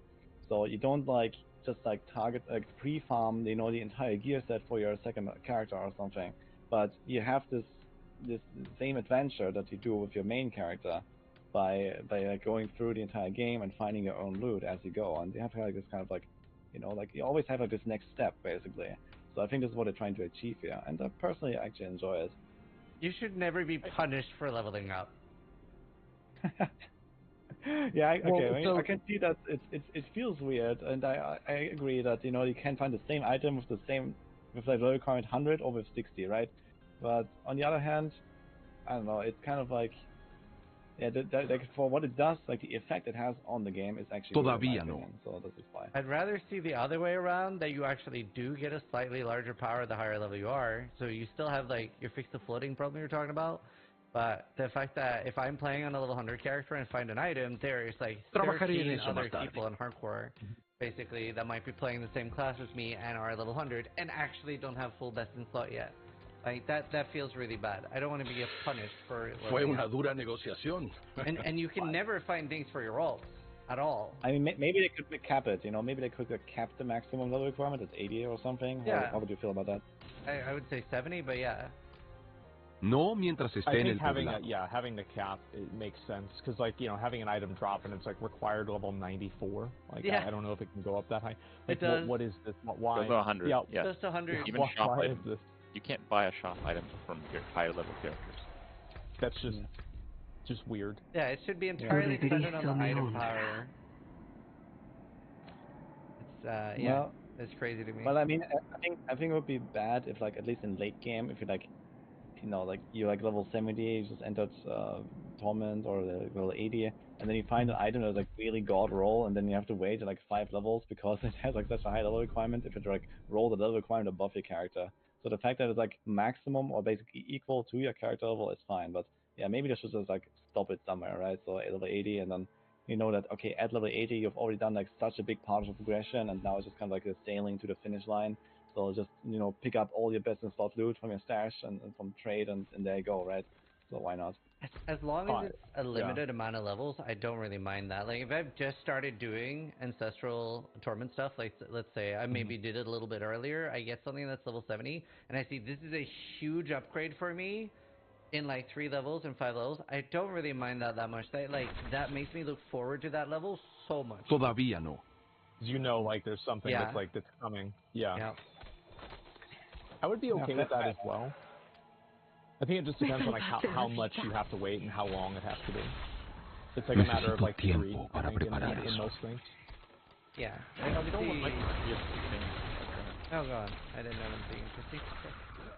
Oh, I'm backtracking on topic. Necesito tiempo para preparar eso. And, you No, know, it's all good. Finish, so. Yeah, for codexes, like they have so many dungeons, they could just add like the all the legendary powers to the codex, honestly. Yeah. But I think one thing they should do is they should play around with the percentage a little bit. I think the 3 ones from the codex should be worse on the scale. Like I think the scale should be expanded, so the bottom end is worse, but then they should be more accessible so you can actually play those characters if you want. But on the other hand, they have this like weird, like perfect roll thing happen. Like I've found 3 perfect Shadow Blight things. And the roll is 60 to 120, and I've only found like 10 of them. There's no chance that that's random. Like, I think it kind of cheapens it for me. I want them to actually be random, because that's how it was in D2. Getting like a perfect unique, even if it wasn't that good of a unique, felt really good. And it kind of made me pick up all of them. Yeah, I agree with that. I mean, it is random. I think what you experience is that there's not that many steps that can roll, right? It's 60 to 120, but it's like 60, 70, 80, 90 or something like that. So this is probably how it works, no? No, I have like 106, 109. The cap is 120, so. Oh wait, I thought you were saying that you found like perfect ones all the time. Then I didn't. Yeah, I found 3 perfect ones out of the 10. Like, okay, there's another one. You know Razor Plate? The Razor Plate has a range of thorns at high level of like 4,000. Yeah. I've found 2 that are the worst roll. There's no chance. I don't think that it's actually a range. I think that there are certain benchmarks that it can hit. Yeah, there's like 5 or 6 benchmarks. Oh, exactly. That's what I said. Yeah, there's like. You know, I've had so many perfect rolls. There's no chance. Para preparar eso. Yes, exactly. Yeah. So there's like maybe there's like 20 different intervals on like, you know, an item or something, right? So they can hit and you got lucky and hit like the max roll of the 10. Right. Yeah. I still would like it to be like all the way random. Yeah. I guess it's like a very minor thing. I don't really have an opinion on that, so I guess. I think that would be nice too, and I really like what you said. I think especially every core skill aspect should be an aspect. And yeah, they could be even lower to just make it playable, and it does get exciting to drop a good one. And like if there was gonna be drop only ones, that could be like the ultimate thing, or some of the defensive ones, like something that isn't like build an mandatory. Yeah, but I how would you? got a 92 Shadow Blight, so it's not even a factor of 3. This one might actually be random. I don't know. The theory is falling apart, guys. It's falling apart at the seams. So that was this Blizzard going like, oh, you're talking shit? This is made one just for you right now. Yeah. No, but one point I have about the codex powers is, I mean, how would you go about changing the codex now? Like, I mean, they clearly cannot make a dungeon for every single codex power, for every single legendary power, and every dungeon has a codex power now. So should they just remove certain codex powers and then add other ones in, or double up? They could even have. You could do for one dungeon or what? No, but some codex powers can be default. Why not have them drop from the different axe boxes? Or that. Necesito tiempo para preparar eso. Okay, I mean, or definitely like more unlockable, like more things you can do to unlock codex powers, right? So maybe just like you do like maybe even like a side event, right? You could do like a local event in this area and a local event there, and maybe that also unlocks one. So it could also be like a bit themed around, you know, certain powers, I guess. Kill the butcher. I think it's an easy fix. Like you can even do cute stuff like if you do a dungeon, you get its codex power and a random other one, or something like that. Yeah. And then, or you can make that work. Yeah. Strongholds as well. There's a lot of things they can put inside. So what do y'all think about the having to refarm renown in seasons? Because they just made an announcement. They said we're not going to have to reopen the map. Yeah. But I feel like they haven't been very defined on it. I'll give my opinion. I don't want to ever have to do those side quests again. I never want to have to do them again. It was nice the first time. I actually enjoyed it, and it was really great the first time. But then, what about after that? You know? If they swap the Paragon points and the Obels, and with the fact that they said you were getting the renown from the Lilith that you spoke on before, right? I didn't mishear that. Yes. Yeah. So we actually are starting a lot higher than we were before. We get the full exploration and we get the Lilith statues. If you then swap number 4 and 5 around, so that I at least get the Paragon points at 4, then I'm okay with it. That's a good point. I would be okay with it at that point, but I would still prefer not to do them. Yeah. Well, the thing is that, what is your plan for starting out a season if you don't want to do renown? If you want to go straight to the best dungeon and just grind it, or what? I mean, yeah, pretty much. Play a new character, build that character, get the gear for the character. It's renown isn't really there's never going to be a point where I level a new character and part of that enjoyment for the season is going to be doing the same side quests and because a lot of you guys, how many of you guys read the side quests? I read the by 3 they come line. I did. I read that one too. I read by 3 they come. I think that was really good. I was very excited for that one, but other than that, I didn't care at all. Yeah. I mean, personally, I gotta say, I'm a huge fan of the renown system. I really like that it actually incentivizes you to go around the world and do the tunnel there, get the waypoints. It's what I've done with all my characters now. So I've done this 3 times in a row basically now. And I had a good time with that. I like going around and just grinding my way through the zone. At least once. I didn't full renown on all the characters, but I did a full renown on my first, and then kind of it should be an option at least to do the renown on the alts and something that is not useless. Because the renown on the alts is literally nothing. It gives 10,000 gold and half a bar of XP, or something like that. And there's 3 level 50. I think having it give huge bonuses to experience would be cool. I think I have a solution. Okay, since Udijo's the only one who wants to do it, what if everyone who plays during the season just gets progress for free when Udijo gets completion for a quest? Great, I'll get it on probably the first day, right? Yeah. Would that work? I think that would work. Yeah, I mean, you're gonna have it by hour 6. Yeah, no problem. Excellent. I'm already strategizing around the renowned speedrun basically. So speedrunning the side quest. Yeah, I mean, I agree with the side quest. I don't want to do side quests, but what if, for example, they add the season content as potential renown sources? So you do the strongholds and you your dungeons, you're gonna unlock the police powers anyway, and just kind of go around do all the dungeons, and you have a good head start from the altars and the exploration. It won't even be such a grind, I think, because of this head start that you have from all that.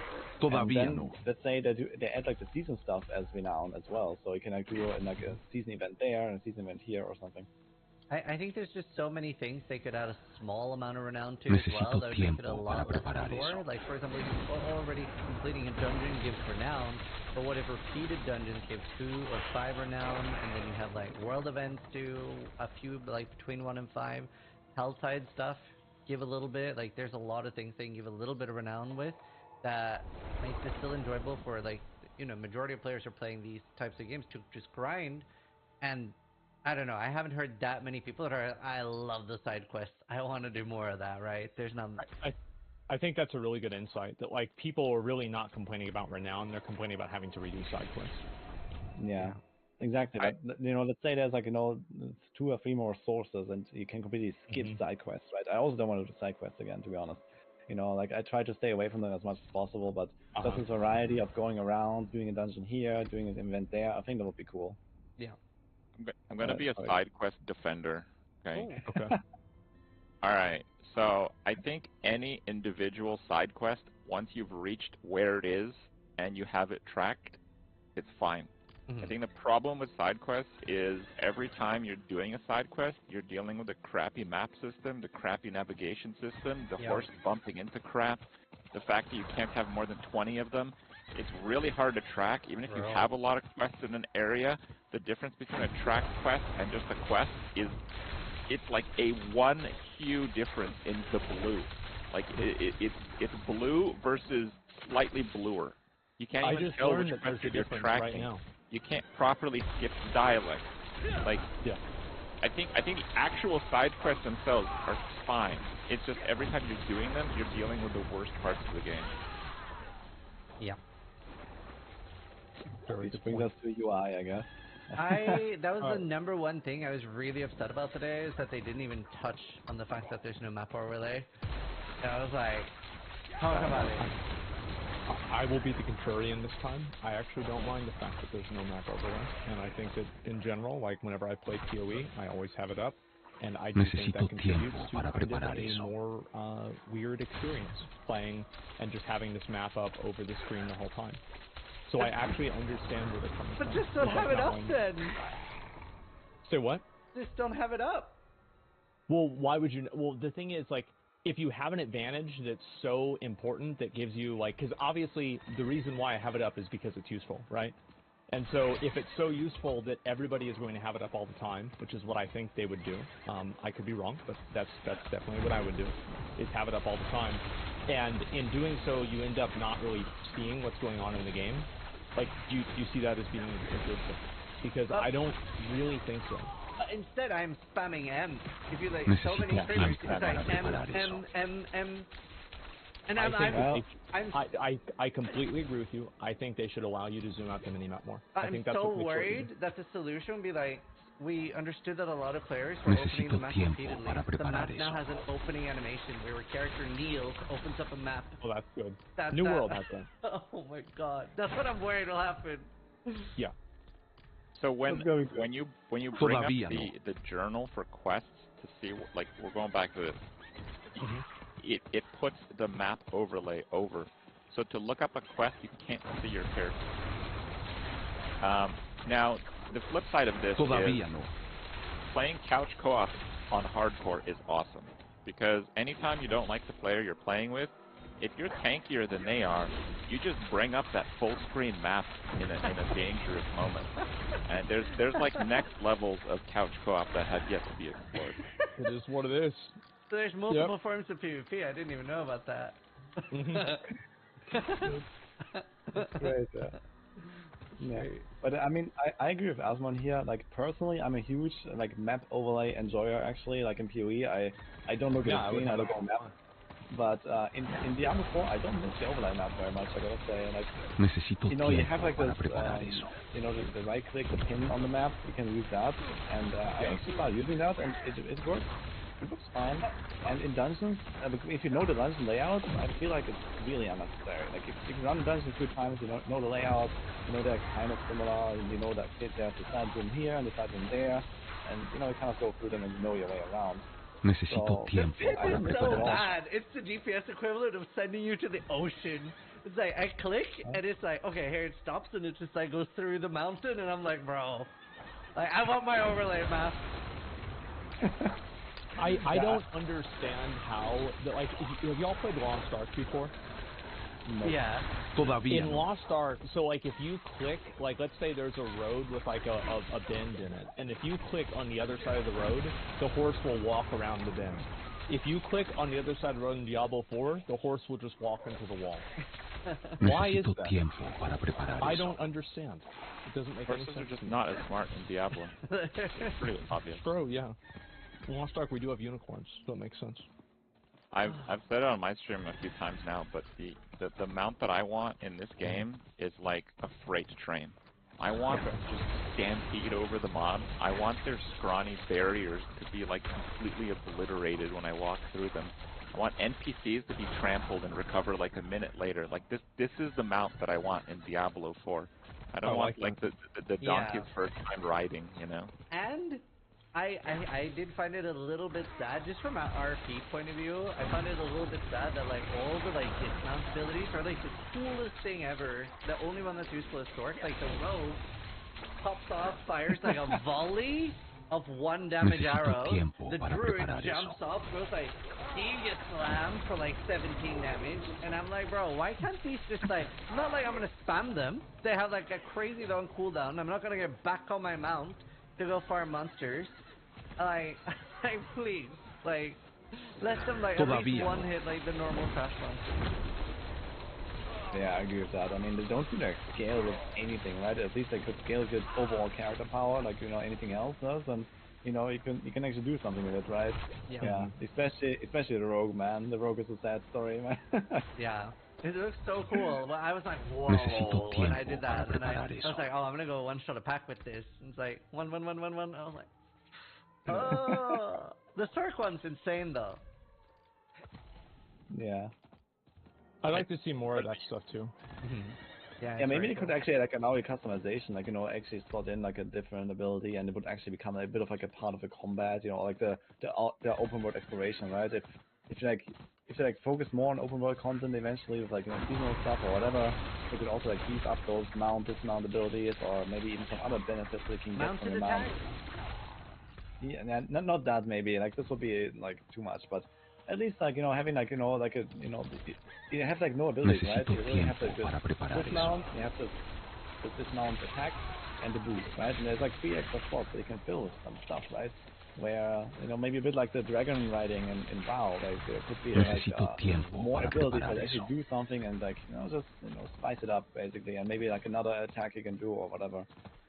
Well, I mean, hopefully, what happened in WoW is they added extra abilities to dragon riding, throughout the expansion, and they still are. So, hopefully they do the same thing. I think that'd be great. Yeah. I think it would be definitely the way to go to make them more interesting and, more included in the overall combat, right?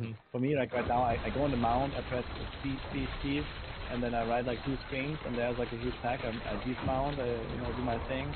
Then I, dash, evade, and then I mount up again into the next pack. And it's kind of a nice, fast back and forth, but the fact that I just go up on the mount and down on the mount without anything else, it's a bit sad, Yeah, I hadn't actually noticed the roleplay horse walk until day 2, where people pointed out, the further away from your character you hold the cursor, the faster you run. I hadn't noticed that, so I was like, why is everyone faster than me? So yeah, that was How do you do that on the controller, by the way? I've heard that controller people, they cannot run faster more with the mount. That's even worse. I thought well, we gotta get them somewhere, Those controller Andes are taking over, at least the world of Necromancer. Especially with ruining our game. Especially with their advanced search features. Oh, I really want to go back to items, actually. How do you guys feel about vulnerability? I feel like every item, all I'm looking for is Vuln, because it's in its own bucket. And it's crazy strong. You can't have multiplicative affixes in the same pool as additive ones. Everybody is going to go with the multiplicative one, and it's just common sense. I understand that, you want to have, good and bad affixes, but I'm going to be real. I think that most of the abilities are close damage, far damage, core damage. These are all just, percentage increases. I don't feel like any of the stats that you get, except for maybe vulnerability damage, are interesting at all. Yeah, it's just so much more damage. Yeah, I agree. Vulnerable. I mean, vulnerable is just OP in general, right? You have the glyph for it. You have especially on Barb and Rogue, you have vulnerable on all the weapons. I think if the glyph, the glyph, the void glyph is definitely vulnerable damage, but actually additive damage like the other glyphs, then you could theoretically think about not running vulnerable on something like a sword or a necro or so, where you don't stack many weapons with vulnerable damage, for example. But for example, on Barb and Rogue, it could be more of a integrated class mechanic, so to say, right? Where you have so many sources of it, and there could be kind of a thing like Fortify and all these other kind of class mechanics barriers that some classes kind of lean more into than others. But right now, every single build that is good has to have vulnerable, and this is too mandatory and too powerful, and then it's down, it feels awful, right? So you always have to search for a way to have Chrono Vulnerable in your build. If your build doesn't have Chrono Vulnerable, it sucks. So that's basically how it works, right? So it's too much of a black and white basically, and just in general, I think the values at the very least need to be massively lowered. I think it's fine that they're on the same items or the same stat pools, basically. If the values were much lower of vulnerable damage, if it wasn't 60% vulnerable damage, then I can, then if it was 15, I would say, okay, that's probably it's kind of a trade you can make, right? Necesito tiempo also, para preparar for Rogue, eso. makes bow completely useless, right? Like, I didn't actually realize how big the difference could be on Vuln. So, the fact that, like, bows have, I think, distance damage, and then crossbows have Vuln damage, it's like, okay. Yeah, I mean, both are just awful. Like, you know, like, people ask me like 10,000 times every single day, like, yeah, why do you use a crossbow? And I just say, yeah, okay, you have like one item that gives you the best stat in the game, and then you have another item that does literally nothing when, you know, almost everyone plays a melee rogue. Yeah. You know, of course you're gonna choose a crossbow, and even the bow will use a crossbow, you know, because distance damage is just terrible. So, yeah, it's just like, yeah, the vulnerable needs to be retuned for sure. It makes the unique bows really bad too. It was a little bit closer before they nerfed the crap out of the Vuln Glyph, though, because characters that didn't have much generic damage and actually had a lot of Vuln damage, it started to swing a little bit the other way. But yeah, it feels like Vuln was something that wasn't considered when they made a lot of changes with itemization and gear over time. And more recently, we can see that being really evident with the glyph change. Like, the glyph change was pretty big. I just don't really like Vulnerable, and the more impactful Vulnerable is, I think the more annoying combat is, because, I mean, there's characters with like 300 Vuln multipliers, and you're literally doing like no damage or damage, so when in the conditional effect that you have to apply, combat is always going to be, put your curses up, then you can do damage. Next hack, put your curses up, then you can do damage. It's just a tedious form of slowing down combat that, yeah, I just really don't like. I think it's okay if like one thing is just way better than others on gear. It's pretty hard to avoid that, honestly, it seems, for most games. But not this one. This one's just not a good mechanic to be the one that is leveraged, in my opinion. Yeah, I fully agree. Like, if like vulnerable in the early game, you know, you have like 20%, 30%. You know, like you apply it, it feels good. You know, you notice you do more damage, but it's not like you need to have it, right? But late game, you need to have it, or else you don't have a build. So it's just like, yeah, like if the numbers were like way lower and maybe you can scale it to something like maximum double damage, let's say, I think that would be okay. It's like massively lower basically from now. Yeah, it can have like a cap on it or something like that for sure. Yeah, I hope they just like end up perfecting them. And also with like crafting, like do you guys like the current crafting in D4, which is rerolling one stat, or is that really crafting? No, but it's what we have, right?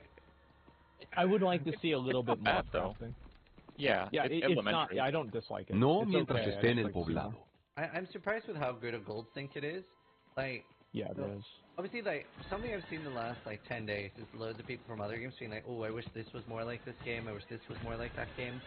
And I love when games are different. But there's one mechanic that I love that I think every game should have, and that's Pathfinder Warlord, which has been introduced to like Diablo 2 mods as well, like Not Diablo, etc.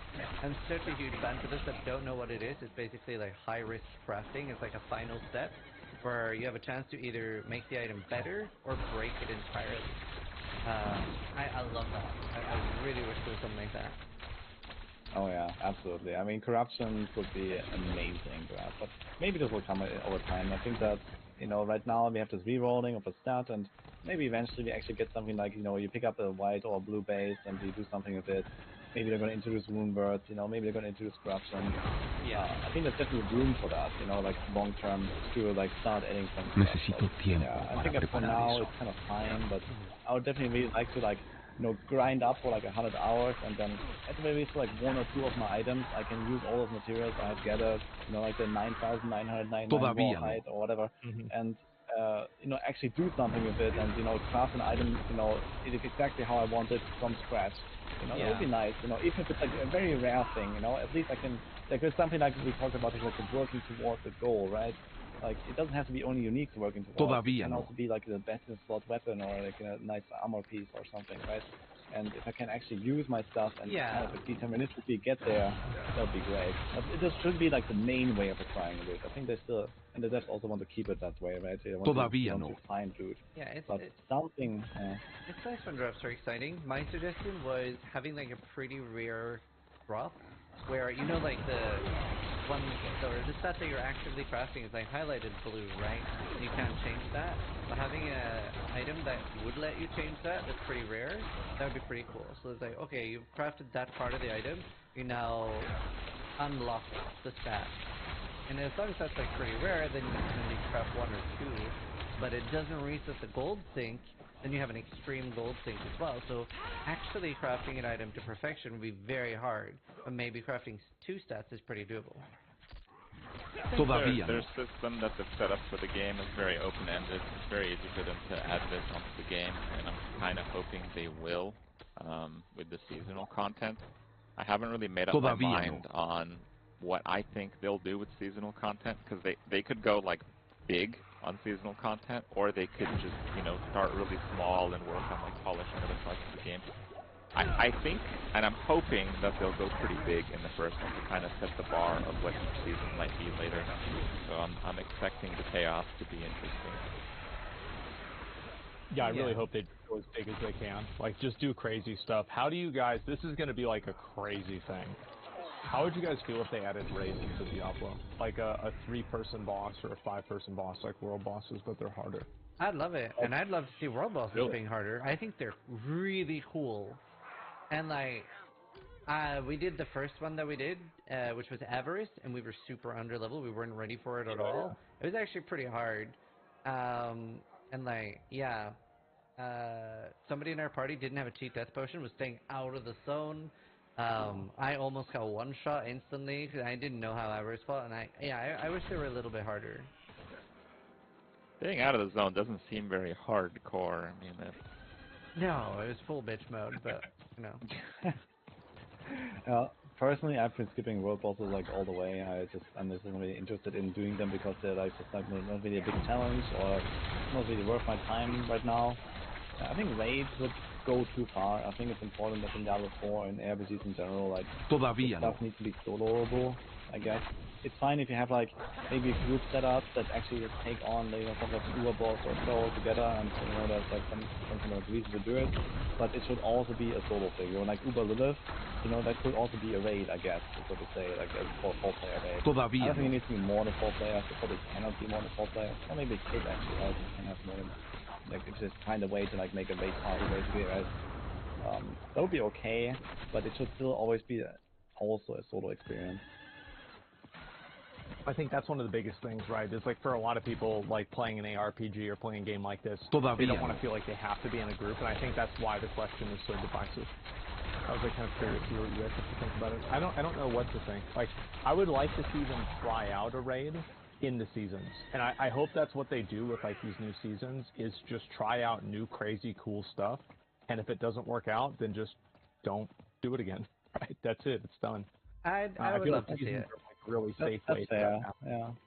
Yeah. I mean, why not? If it's like an option, I guess. If it's like not required, for you to do it as a solo player, for example, it's just like some extra, then sure. Yeah. I'd like to see them go big with seasonal content. But, games are always going to struggle to keep that balance between like solo play and group play. Yeah. I have grown to be a solo player, Andy, SSF, which is kind of how I've been playing it. But to be honest, I like the quasi-multiplayer. Like, I like Helltide. I like following people out. I don't want to group with them. I don't want to have to deal with them. I don't want to talk to them. No, I don't want any of that. It's nice to see them. Yes. And like the world boss stuff, the same.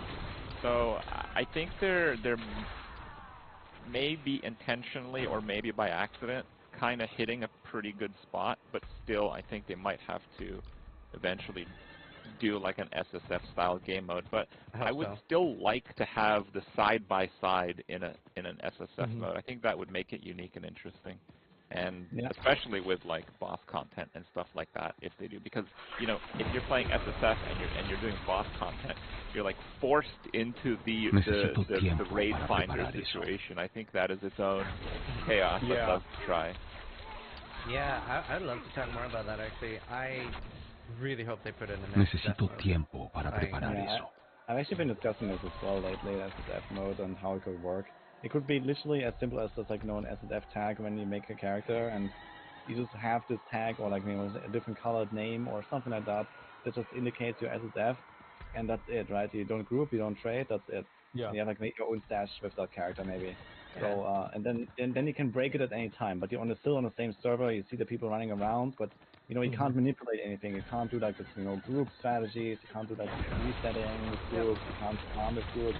You just see people here and there, and it's okay. It doesn't really break the conversion of like this. It's so seeing someone in the hellside, right?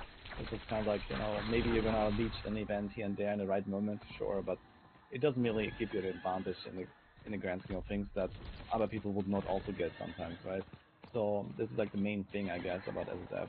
Even if you can't see anyone in the world, I think that would be fine too. Yeah, I mean, the thing is that I don't think they're gonna make like servers for every single player that plays SSF, right? It would probably be crazy. So this is like the main reason why they're probably not gonna make something like that. It's just the cost, I guess, of the servers. So, like having other people running around in the same chart, even if they're not SSF tagged, I think that would be totally fine. Yeah? I would like that. Yeah, I mean, like just to have it be in the game, because I know a lot of people like playing solo self-found, so it's like why not give them the ability to play the game the way they want, right? I think that's one of the main things to me is like just give people the ability to do what they want to do in the game rather than like trying to like force a certain play style. It's so fun for competitive stuff too. Yeah, exactly. Especially for competitions, for races, for leaderboards eventually, and like there it will really matter to have this SSF, like a verification of SSF, because basically most of the competitions are going to be based around solo play probably, because it's just like the most skill expressive mode to play, I guess. And so also like just most people don't even have access to like a team that they could actually group up with. So I think like something like that needs to happen for like the long term. Like high end, especially, I guess, the players that like maintain integrity, kind of. Todavía no. Yeah, exactly. Something that very often can happen, and why like group play started like dying off a little bit in competitions in Path of Exile, was because, especially in PoE, where trading is so imperative, it would just become a popularity contest between streamers, right? It's like, okay, I found a mage blood, here you go, this. It's like that's not very fun. Whereas in SSF, it's entirely merit based. Necesito tiempo para surprisingly preparar very eso. little RNG, right? We very rarely see in Path of Exile any race be decided by well, he just got lucky. Yeah, and I think it would be similar in D4 as well, right? If you do like a race, there could be like many race modes, right? You could have some mid-season race of like 1-2 tournament unlock, for example, right? Or something like that. And you can just have like an SSF character, and then you stream it all the way, and like the fastest win, easy clap. So, but with no SSF, we can't do that, right? Because we can't verify, and that's a big problem. So. Yeah. Well, also like it hasn't really picked up yet because I think the top end doesn't have that much of a requirement in terms of like you don't really need to have a 100% perfect character, but with no robust trading system in the game, can you even imagine the advantage of a streamer? Like you can trade a rare item. Yours just find the perfect rare items. You just slap the legendary aspect you want on it. You basically get best in slot gear. So, and that might be okay if there was a robust trading system in the game, but there's literally nothing. Literally nothing. So. I actually had people come to me like literally trade me in town, and they were putting some items to the trade window, and I was like, yeah, no, thank you. Like, Todavía no. I'll be honest, Diablo is like one of the only games that I don't take free shit in. Because it's like in an ARPG, that's the only, like, that's the game. Like, you're going to take free stuff in an ARPG, what's the point? Yeah. Necesito tiempo para preparar eso. I really hope. Disappointed on you, Asma. Disappointed. Yeah. Well, I will whenever I make other characters to show different. Okay. Yeah. But that's I'm doing that for the community, right? So it's totally different. Right. Of course. Yeah. Oh man. Yeah. Let's see. I want to talk about the UI and like things like just dash tabs, Todavía no. features, Like, that's been driving me insane. Like, even after my first character hit 100, I was like, man, this is gonna be a problem. Now that my second character's about to hit 100, I had to cull, like, I'd start culling good items, and just like, yeah, it's... Todavía no. That's I crazy. have 5 mules. It's 2023, I'm playing a new Diablo release, and I have 5 mules. Yeah. Yeah, that's crazy. Like, there's been a lot of tinfoil hat theories. People have been like, do you think they're doing this to see if it would be acceptable to sell Flash tabs?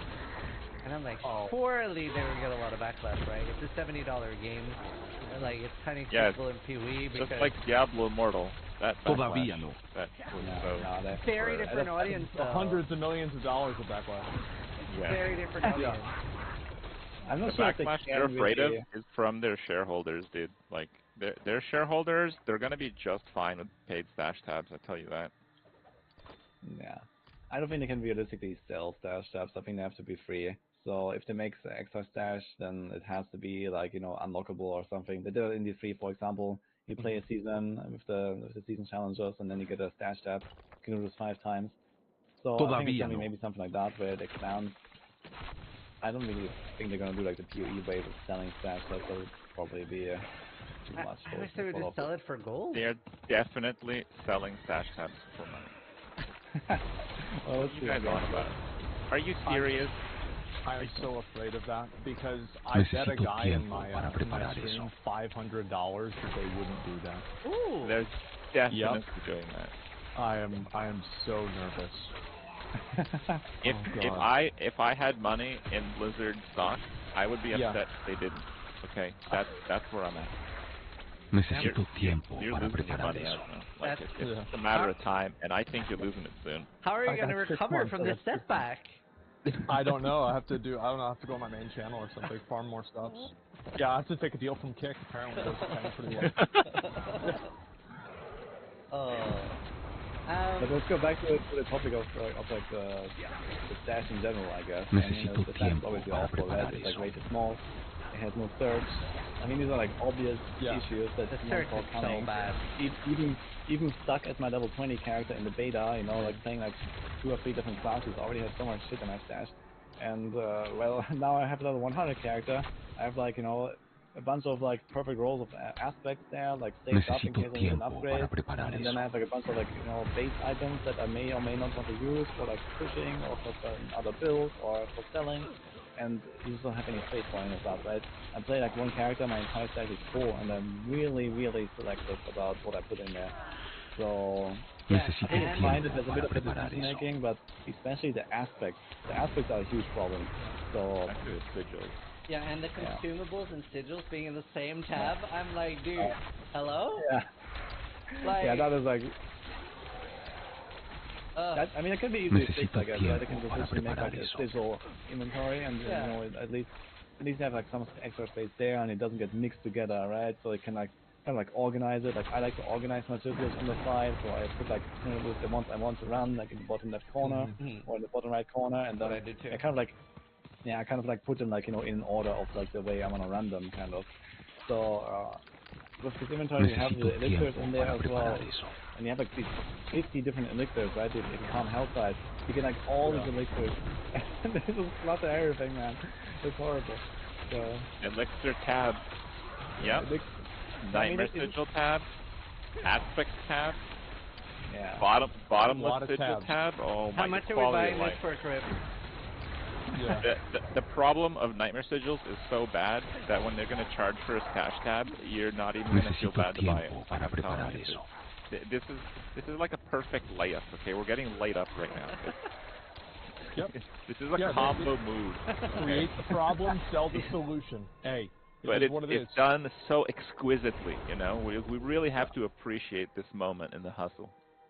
Well, I mean, the thing is that I guess the problem just comes out of the game design, and I don't think that like they actively designed the stash in a bad way. Like, I mean, if you just had more stash space, it would still be a struggle to handle all this stuff, I think.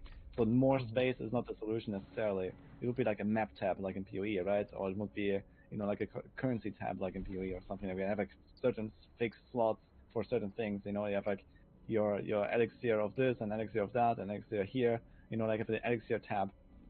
So, you know, if they actually do like PoE style specialized tabs, then yeah, I think this is like actually dealing with the problem and they're not necessarily just selling a solution. So I think the problem just arose from the game they made. But okay, I mean, it's just me. I have another thing to say that I actually brought this up in my original review that was driving me crazy, even just playing level 25. When you hover over items quickly, you can't see their stats because they have this like transition thing. I'm not even that fast of a reader, but the thing drives me crazy. So when I'm trying to look at the Nightmare Sigils, I can't even hover through them at a proper speed because I literally have to slow down. It's you have to go 20 miles an hour on this road. That's like double lane and no 20 miles an hour. That's it, right? It's like next item. Oh, I think that one was 3 items ago. No, it was this one. It's oh my god. If it's too slow for me, it's a problem. I want to be able to see stats on items that are on the ground.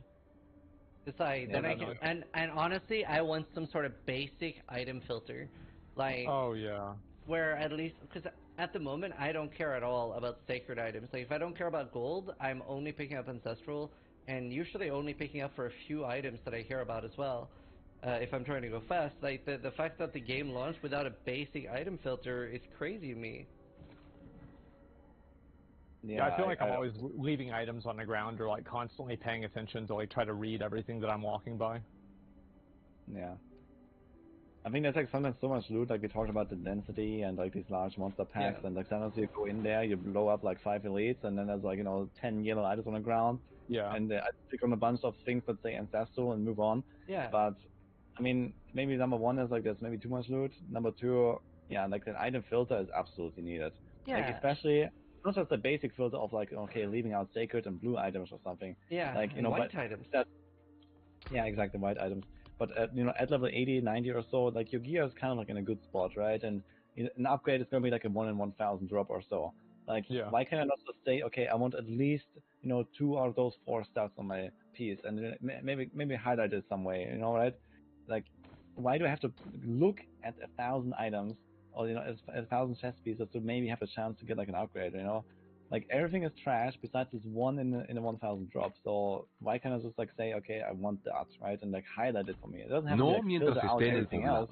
It's just, you know, it's often like a, you know, a green color or whatever, right? So that you know, the stuff that I want to see actually is like highlighted maybe in some way. That is something that exceptionally well. They have like an amazing in-game item filter where you can like just very customizable, very easy to use, and you build it alongside your character. Like really good.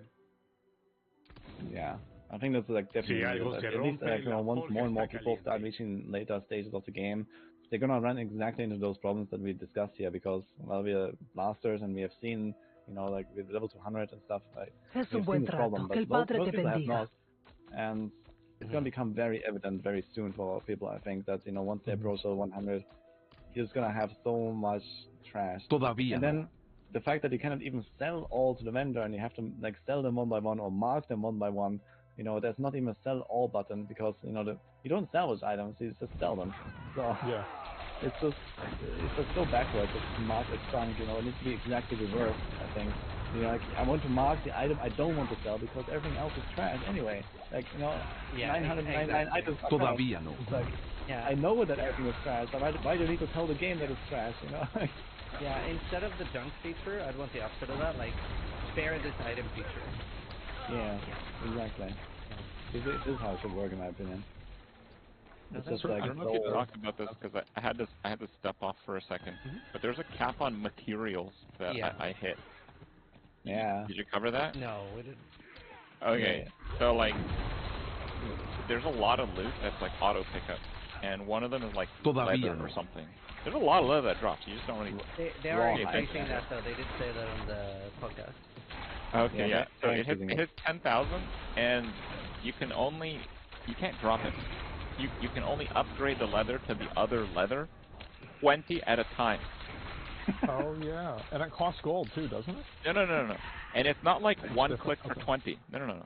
You have to click, hover over their 1, type in the 20, enter, click OK, and that's the only way you can lower it from 10,000 Okay, you're gonna have this problem, Asma, pretty soon. Trust me. Oh, good. Yes, yes. And yeah, you have to do this to lower it, or else it clutters your screen. Because there's some instances where leather drops off like every mob. Like if you do like the trees and the animals, every single animal drops like from leather. So your screen is entirely leather if you don't do this crafting 20 at a time when you have your cap of 10,000. Okay, in season 2 it'll be 11,000. They'll fix it. We're listening to you. They are increasing it. No, I was very happy with the podcast today, to be honest. It also felt a lot more natural and just nice. I liked it. Oh, I love doing these. These are totally good with me. I'm always down to come on and talk about the game, especially whenever it seems like the best thing about it is the fact that it seems like they're listening, right? Oh, so no, it's like I meant the dev podcast. Like, this is great too, but I meant the dev one. I thought you meant that. Yeah, no, well, that's the same fucking thing. I said the same thing. Exactly. Yeah. Did you watch it, Asmon? Or Necesito tiempo I para read all the preparar notes. eso. Yeah, okay. Yeah, I'm gonna watch it whenever I go online. Yeah. No, it was really good. Are you gonna react to this podcast again afterwards? No, I'll probably tell everybody that it's on, because it'll probably be on your channel, right? Yeah, I was just joking. It depends. Yeah. Necesito tiempo I don't para know. Do you preparar want to eso. talk about the story? I know, like, obviously that's spoilers for some people who are still doing it. That would be spoilers for me, because I actually hit escape on every single conversation and cutscene. Okay. I've actually not crazy seen shit does anything. happen. I haven't seen a single thing about the actual game. That's fair. We can skip talking about the story. And just to be clear, I know I had like access to the review beta or whatever. I skipped those. I have never seen any cutscene or I've never seen it. Are you So you ever never going even to? watched like the full cutscene? It's just I'm doing the campaign at a time where I'm so sick of like NPCs giving me forced conversation pieces where I'm just completely done with it. Like, I just want to play the game. If the cutscenes of every other quest was basically zero, I'd definitely watch all the campaigns, the trailers and stuff. There are It's just, actually like, cutscene YouTube videos. Brutally excessive for me. Yeah, there are actually like cutscene YouTube videos. So what I was doing was I went through the campaign on my second character, and I actually died. I was looking at chat, and I mistook my own poison trap. I thought it was my own poison trap for like 4 green explosions. I was like, oh, that's mine. I'm good, huh? And then just ghost. It was like level 20 or something. And then I was like, do I really want to go do that again? So what I did after that was I watched the last of the cinematics on a YouTube video. It was really good. I was happy about the story. I hope they add in more content for the story, because I think that keeps people engaged, right? There's like all the people that are like posting about it on Twitter and stuff. Because like it's definitely that thing that like everybody who is like more of a casual player, that's what they do a lot. You know, they know all about the story or something like that, because that's like their main content. Yeah, I think it would be not so bad. Like, you know, it's like very clear that they are like setting up the story for like, you know, the expansion where you know we beat Mephisto and all that. I guess at some point, right? And well, maybe they're gonna even put Diablo into a Diablo game. Who knows? So yeah, I think that maybe they have like some slight, you know, like kind of content strategy with that, where like, you know, every season or maybe every 2 seasons, they could give like a little tidbit that kind of like builds up to that expansion. That would be great, I think, to kind of like move it forward slightly, and then you have like the big, you know, content drop on the expansion. I want to pitch my story theory from Diablo 3. Again, I have not seen anything from Diablo 4, but Diablo 3 before the expansion content ended with the thing in the forehead, the soul stone. It just kind of drops from the clouds, and then that's it, right? Where does it go? No. That's a good question, right? Well, who died in Diablo 3? Cain. What if, from the clouds, it just happened to drop through the clouds on the ground and exactly where Cain is buried in his forehead? Okay. And it like it resurrects Deckard Cain as Diablo himself. Exactly. Todavía no. Great story. I mean, well, you got a lot of loose ends, right? And I want Cain back in my game, so I don't see a problem with it. I do. I came back too. Bring it back. Yeah. Todavía no. Yeah, but I mean, yeah, so, and nothing sort of time travel can really bring like a kid back, I guess. At this point. He could come back as a don't we ghost. have necromancers?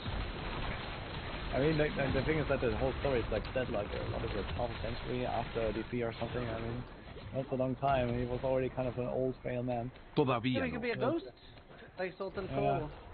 Yeah, maybe. Star Wars? Quite on. Yeah, exactly. Yeah, no, I think that they could do that. I mean, like, they kind of brought back, Todavía bring back, but I felt like, did you guys ever play Diablo Immortals, like, storyline? No. Just to do it?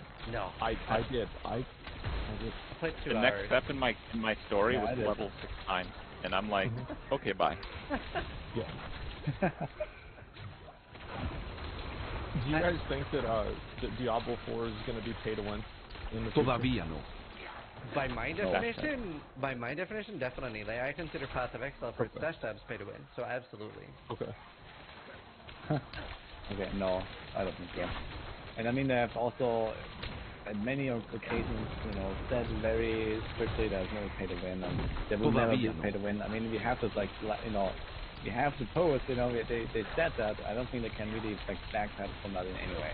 Like, if they ever do that, it would be really They got 10 character slots, dude. They got 10 character slots, okay? Like, yeah. Come on. I mean, I do have to say it would be fun to see, but on the other hand, obviously, I don't want them to ruin the game. So, pay to win cannot exist in this game. Like, this okay, is but that's going to be a big semantic difference, right? Because then they're going to be like, well, we're not selling power, we're selling quality of life, we're selling stash tabs, we're selling character slots, we're selling a map overlay. Like, you know, I think there'll be a semantic difference. I mean, okay, I mean, you can always like argue it's just like a really pay to win. It's like more stash space. It's like winning more. Like, can you actually translate more stash space into, you know, getting a rank 1 in a competition? Yes. Probably. Todavía no. But not really, I guess. Depends on the competition, I guess. So, you know, it's like, yeah, there are definitely some kind of gray areas of that. I guess if they sell stash tabs or if they sell character slots. Yeah. But it's not like a Immortal style pay to win where you actually gain power, so it's like Todavía but no. I agree, it's nice if they don't sell anything and it's like unlockable in the game. Yeah. I'm not sure if the guy in chat is correct, but somebody's saying they never said there would be pay to win, they said it would be pay for power. Necesito tiempo para preparar eso. I don't even know the exact wording. You know who does, though? Blizzard Legal. They know the exact wording pretty well, I think. Yeah. Bobby Kotick. That's what they said. Yeah. I mean, we'll see, I guess, but realistically, like if they ever do anything like that, I don't think it will really go beyond something like character slots and stash tabs. I think they cannot do anything outside of that, in terms of like selling stuff to people. Already that would be, you know, that will already produce like outrage. Necesito tiempo para preparar eso. I don't think it will as much.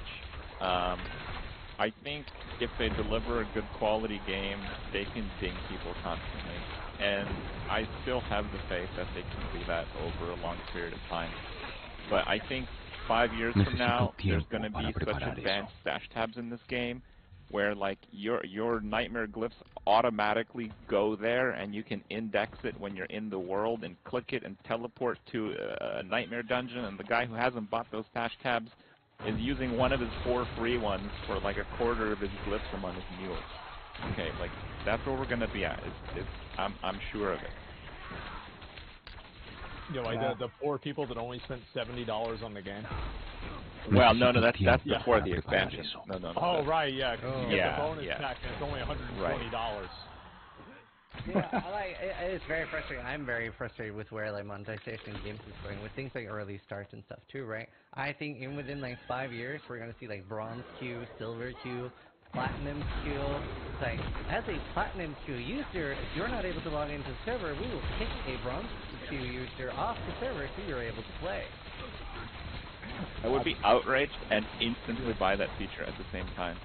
Yeah, I can't believe this. This is awful. How much is it? Oh, I hate it. That's not even a question to ask.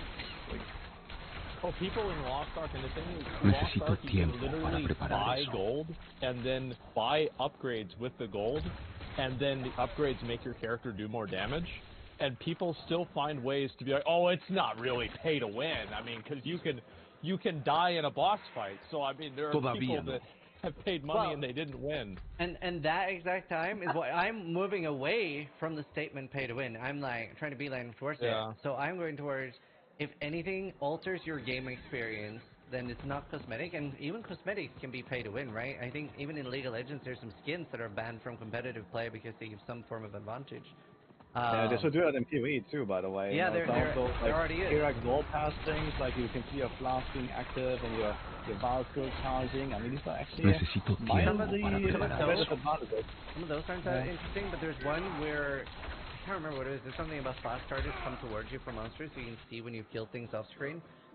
Things like that can very easily be pay to win, but still, like, at least for me, I'm a Is there anything else? I need to take notes. Anything else that's pay to win? There's one thing that's pay to lose, and that's the Righteous Fire Shaper cosmetic. Yeah. Because whenever I played, that obscured different ground effects, and I fucking died because of that fucking microtransaction. So yeah, don't get that one. Yeah, but like. But it looks fancy though. Yeah. It started with me because I had a friend of mine be like, it started for me because a friend of mine was like, Diz, you need to try Black Desert Online. I was like, okay, cool. Is there any pay to win in it? He was like, no, there's no pay to win in Black Desert. And I was like, oh, sick. What? Let's try it. So I downloaded Black Desert, and literally the minute I launched the game, he's like, okay, now open up the store and buy a pet. And I'm like, the fuck? Yeah, loot's things for you. It makes it easier and faster. And he was like, well, you don't really need it. And I was like, oh, okay, so I shouldn't buy it. Yeah. He's like, no, you need to. I'm like, you motherfucker. So I don't trust people anymore. Now I have trust issues. So now I've started being very like I'm very semantically aware now. I'm like, does it alter your game experience? If I spend $1,000 and you spend $0, do we have the same experience? And it's like pretty much just Fortnite left, right? That's like true in. No, I did not buy the pet. I did. I played that game a lot, and then I realized that I couldn't play it 16 hours a day, and I quit the game because it wasn't worth playing only 10 hours a day. Wow. It was a good game, but it's like, yeah, like that pay-to-win stuff, like, it's just... I feel like anything that you have that's like that, there's like no sense of like satisfaction in it. Like, I feel the same way about like store cosmetics in Diablo 4. Like, a lot of people are like really critical about how much they are. I'll be honest, I don't care because I'm never going to buy them, right? It doesn't matter. It's just a cosmetic piece of bullshit that doesn't make a difference. I have to go overboard on this. Okay. I think they should make cosmetics, some of them, way more expensive. Like, why not make, like, some $10,000 boots? Like, who gives a shit, okay? Few people are going to buy it because they're $10,000 boots, and I'm totally fine with that. Well, and you can, and they'll feel good about that too. That's the thing. It's not like they'll feel like a loser or anything. They need more of those cosmetics, in my opinion. I actually have a similar take. So, like, when a game has cosmetic monetization, that's the sort of monetization that I do want to promote, because I want everybody to have an equal playing field gameplay-wise, right? That's the most important thing to me. And I still think the devs deserve to monetize. They should make a lot of money, and cosmetic monetization, even if it sometimes can be pay to win, it's still the most mild form of anything, right? Some visual increases. So, for cosmetics, they should charge whatever makes the company the most amount of money. If that's $3 and have it literally everybody buy it, that's great. If that one being $3,000, that's great, right? Because as long as the company is financially motivated to do updates, I get more content. Whereas, like, it's so important to me that everybody's on the same equal side gameplay-wise. Yeah, I totally agree with that. So, for example, I did play Immortal, and I did it completely free to play. I played it for like a month, and then I quit. And like my goal was to become Immortal. And... What? What do you mean what? I said a month. A month, yeah. Maybe a bit less. I don't know exactly. It was like a few weeks.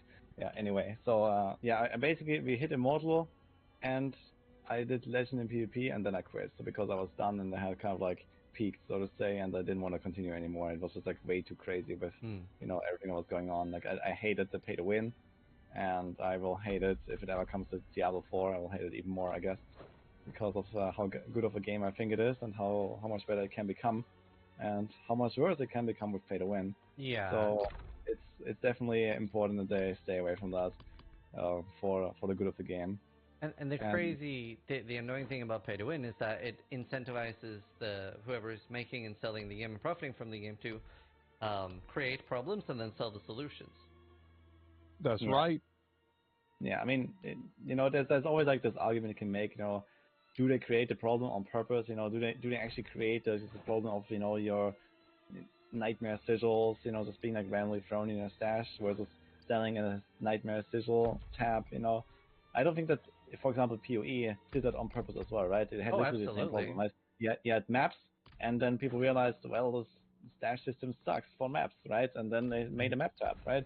And then they started thinking about, oh, what else could we do? Oh, currency, that seems kind of nice. Everything goes in the right place. And it just kind of like was built over time. And I guess a similar thing might happen here. So if they sell these tabs, or if they just give them for free, or make them unlockable, I mean, yeah, eventually gonna have specialized stash tabs, I'm pretty sure. There's got to be some middle ground here. Like Woody's right. Like if PoE didn't sell stash tabs, there's no way they would be as good as they are. Like that feature is better because it's a paid feature. Yeah, that is also I agree true. With that. Definitely. It's also like, at least for me, like I personally call Path of Exile pay to win, but I would give it like a 2 out of 10 pay to win, right? Because the big difference is, if you ask me, if I spend $1,000 and you spend $0, to have a big difference? Like, well, not really past like $40 to $60, right? Which is pretty fair. And that's how I treat like all games I play. Like, and that's a one-time payment. Yeah, exactly. Like, it's the game trying to get anywhere from like $20 to $80, maybe even $100, right, out of me. Then I'm like, okay, that's fine. Is the game trying to juice me for like $300 to $2,000? I don't love that. I don't love that at all. Yeah. Yeah, if it's like capped at like a very reasonably small amount, right? Like a 2-digit amount, let's say. Yeah. Like the typical game price. Like this is like you cannot really be angry about this, right? Yeah. Like PoE is such a massive game, and it's totally fine. It's like literally like down to the game price. It's like the argument that you always have to also give to people that say that Path of Exile is like, oh, pay to win, blah blah. But realistically, it's not, right? Like, the reality of pay to win does not exist in Path of Exile outside of RNT. So it's like a different story. Yeah, of course. The bad thing about pay to win is whenever somebody who spends $100 is weaker than somebody that spends $1,000. $1,000 is weaker than the guy that spends $10,000. That is never pay to win. Is really bad. I don't really mind, like, especially in a free-to-play game, having to do like a one-time purchase or like a battle pass type thing that you buy once per season, because like you're effectively buying like anything that functions effectively the same as like a sub fee, like in World of Warcraft. I don't mind. Yeah, that is definitely how I would see it too. Like, I wouldn't mind. Like I play Diablo 10 hours a day. I can pay $10 a month if I have to, right? Yeah, so, right. And I think like a lot of people that kind of like like the game enough to play it enough, it's just like such a small like fee, so to say. And I mean, WoW has been doing it successfully for like almost 2 decades, right? And that's just how it is. And WoW was a better game for it because of the money that Blizzard earned from it. Absolutely. How much do you think the expansions are going to be? Probably $60. And there's going to be a deluxe package, and there's going to be an Omega deluxe package, and then there's going to be the early access deluxe package. Do you think there'll be early access on that too? Okay. So here's the thing. If I think early access is cheesy, and it's stupid, and it's unfair, and I don't like it. But if I ever made a video game, I would do it. Aren't you making a video game? No, I'm just publishing. Well, yeah, I think like around 50, 60 is probably reasonable, like, to expect for expansion, and the big stuff, of course, is gonna happen. If the early access happens again, who knows? I mean, it has kind of worked out for this launch with early access, and I figure that, when it comes to like, racing and stuff, anyone who would care about that will just get it, and that's it, Yeah. I don't really see this as like some major competitive problem or something like that. So, yeah, whatever. It's mainly just annoying. I hate it. I feel like Diablo 4's upfront cost was uncomfortably high, and they made an insane amount of money. So $666 the expansion million. for Diablo 4 will cost more than $60. I don't know how much it's going to cost, but it's going to cost more than that. I would not be It's going to be like, oh my God, that's a lot. That's Yeah. how much it's going to cost. Surely it can't be like $70 for an expansion to the game. So the game is 70, and then the expansion. I mean, you say it can't, but like their bottom line is pretty good. Not? You know, the shareholders are happy right now, so. I would have expected it would be 30, 40. So Yeah. clearly I'm very naive here. So what year is this? 2 years from now. A year from now. 2 years from now. Yeah. If it was 10 years ago, maybe it would be 30 or 40. I'm naive no here. way. I'd be very Like, surprised to see okay. over 50. So for Dragonflight in WoW, I think that they sold like versions of Dragonflight. Somebody can correct me in chat if I'm wrong. For like $90, and that is an expansion that has a monthly sub fee. I need some copium. Yeah. You used it all up for this. Oh yeah, I fully expect to see like the expansions cost a good amount of money, but you know, probably as long as the game doesn't have like the unlimited types of pay to win that like Diablo Immortal had, like I'm amazed that you got Immortal, man. Like I thought that like there was no way a free to play player could hit Immortal.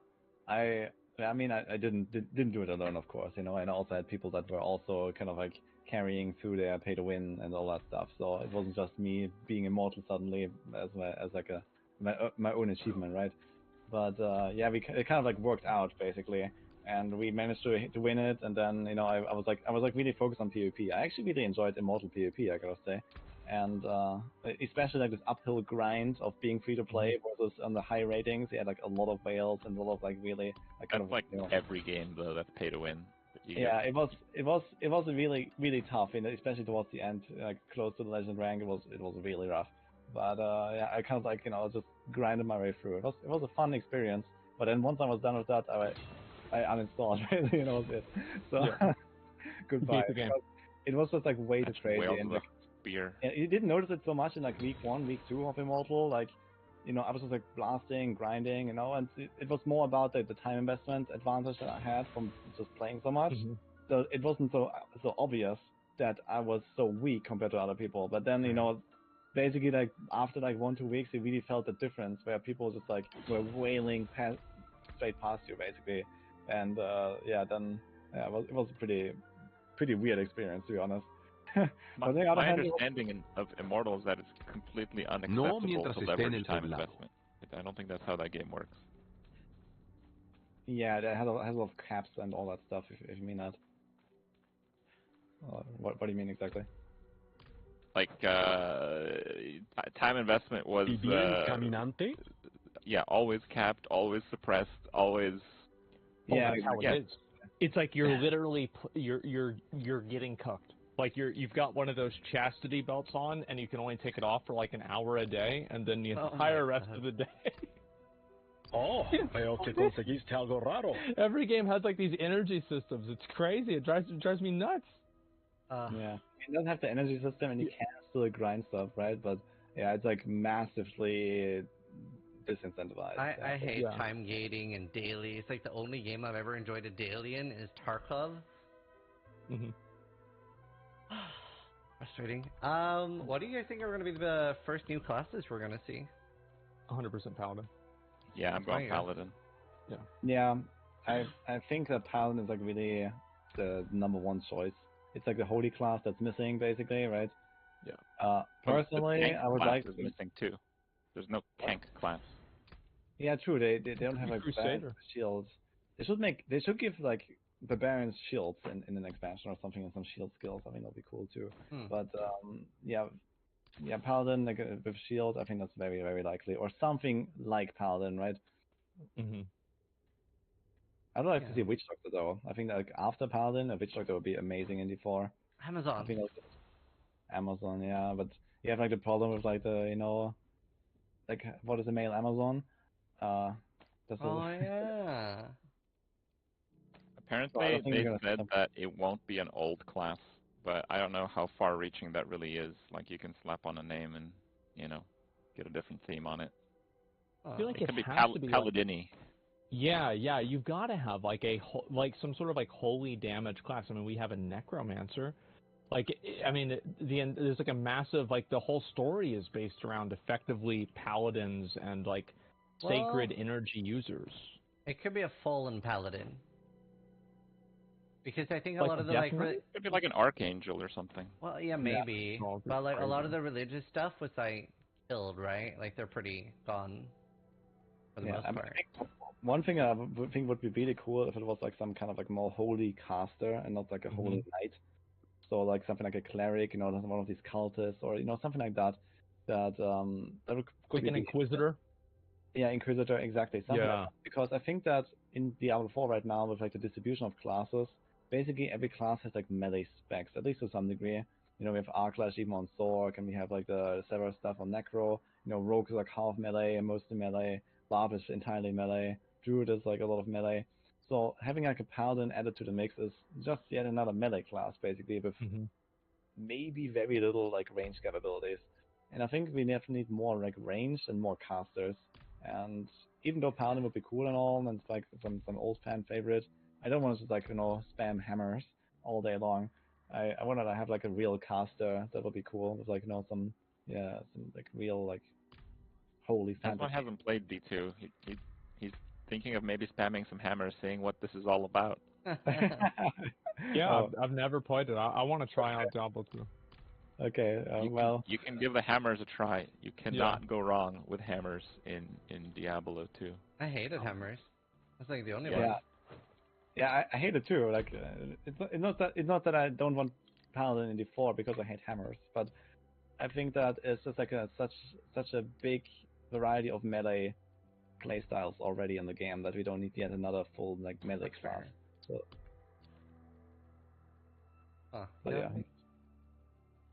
yeah, that'll be interesting. All right. I mean, we've got a little over 2 hours.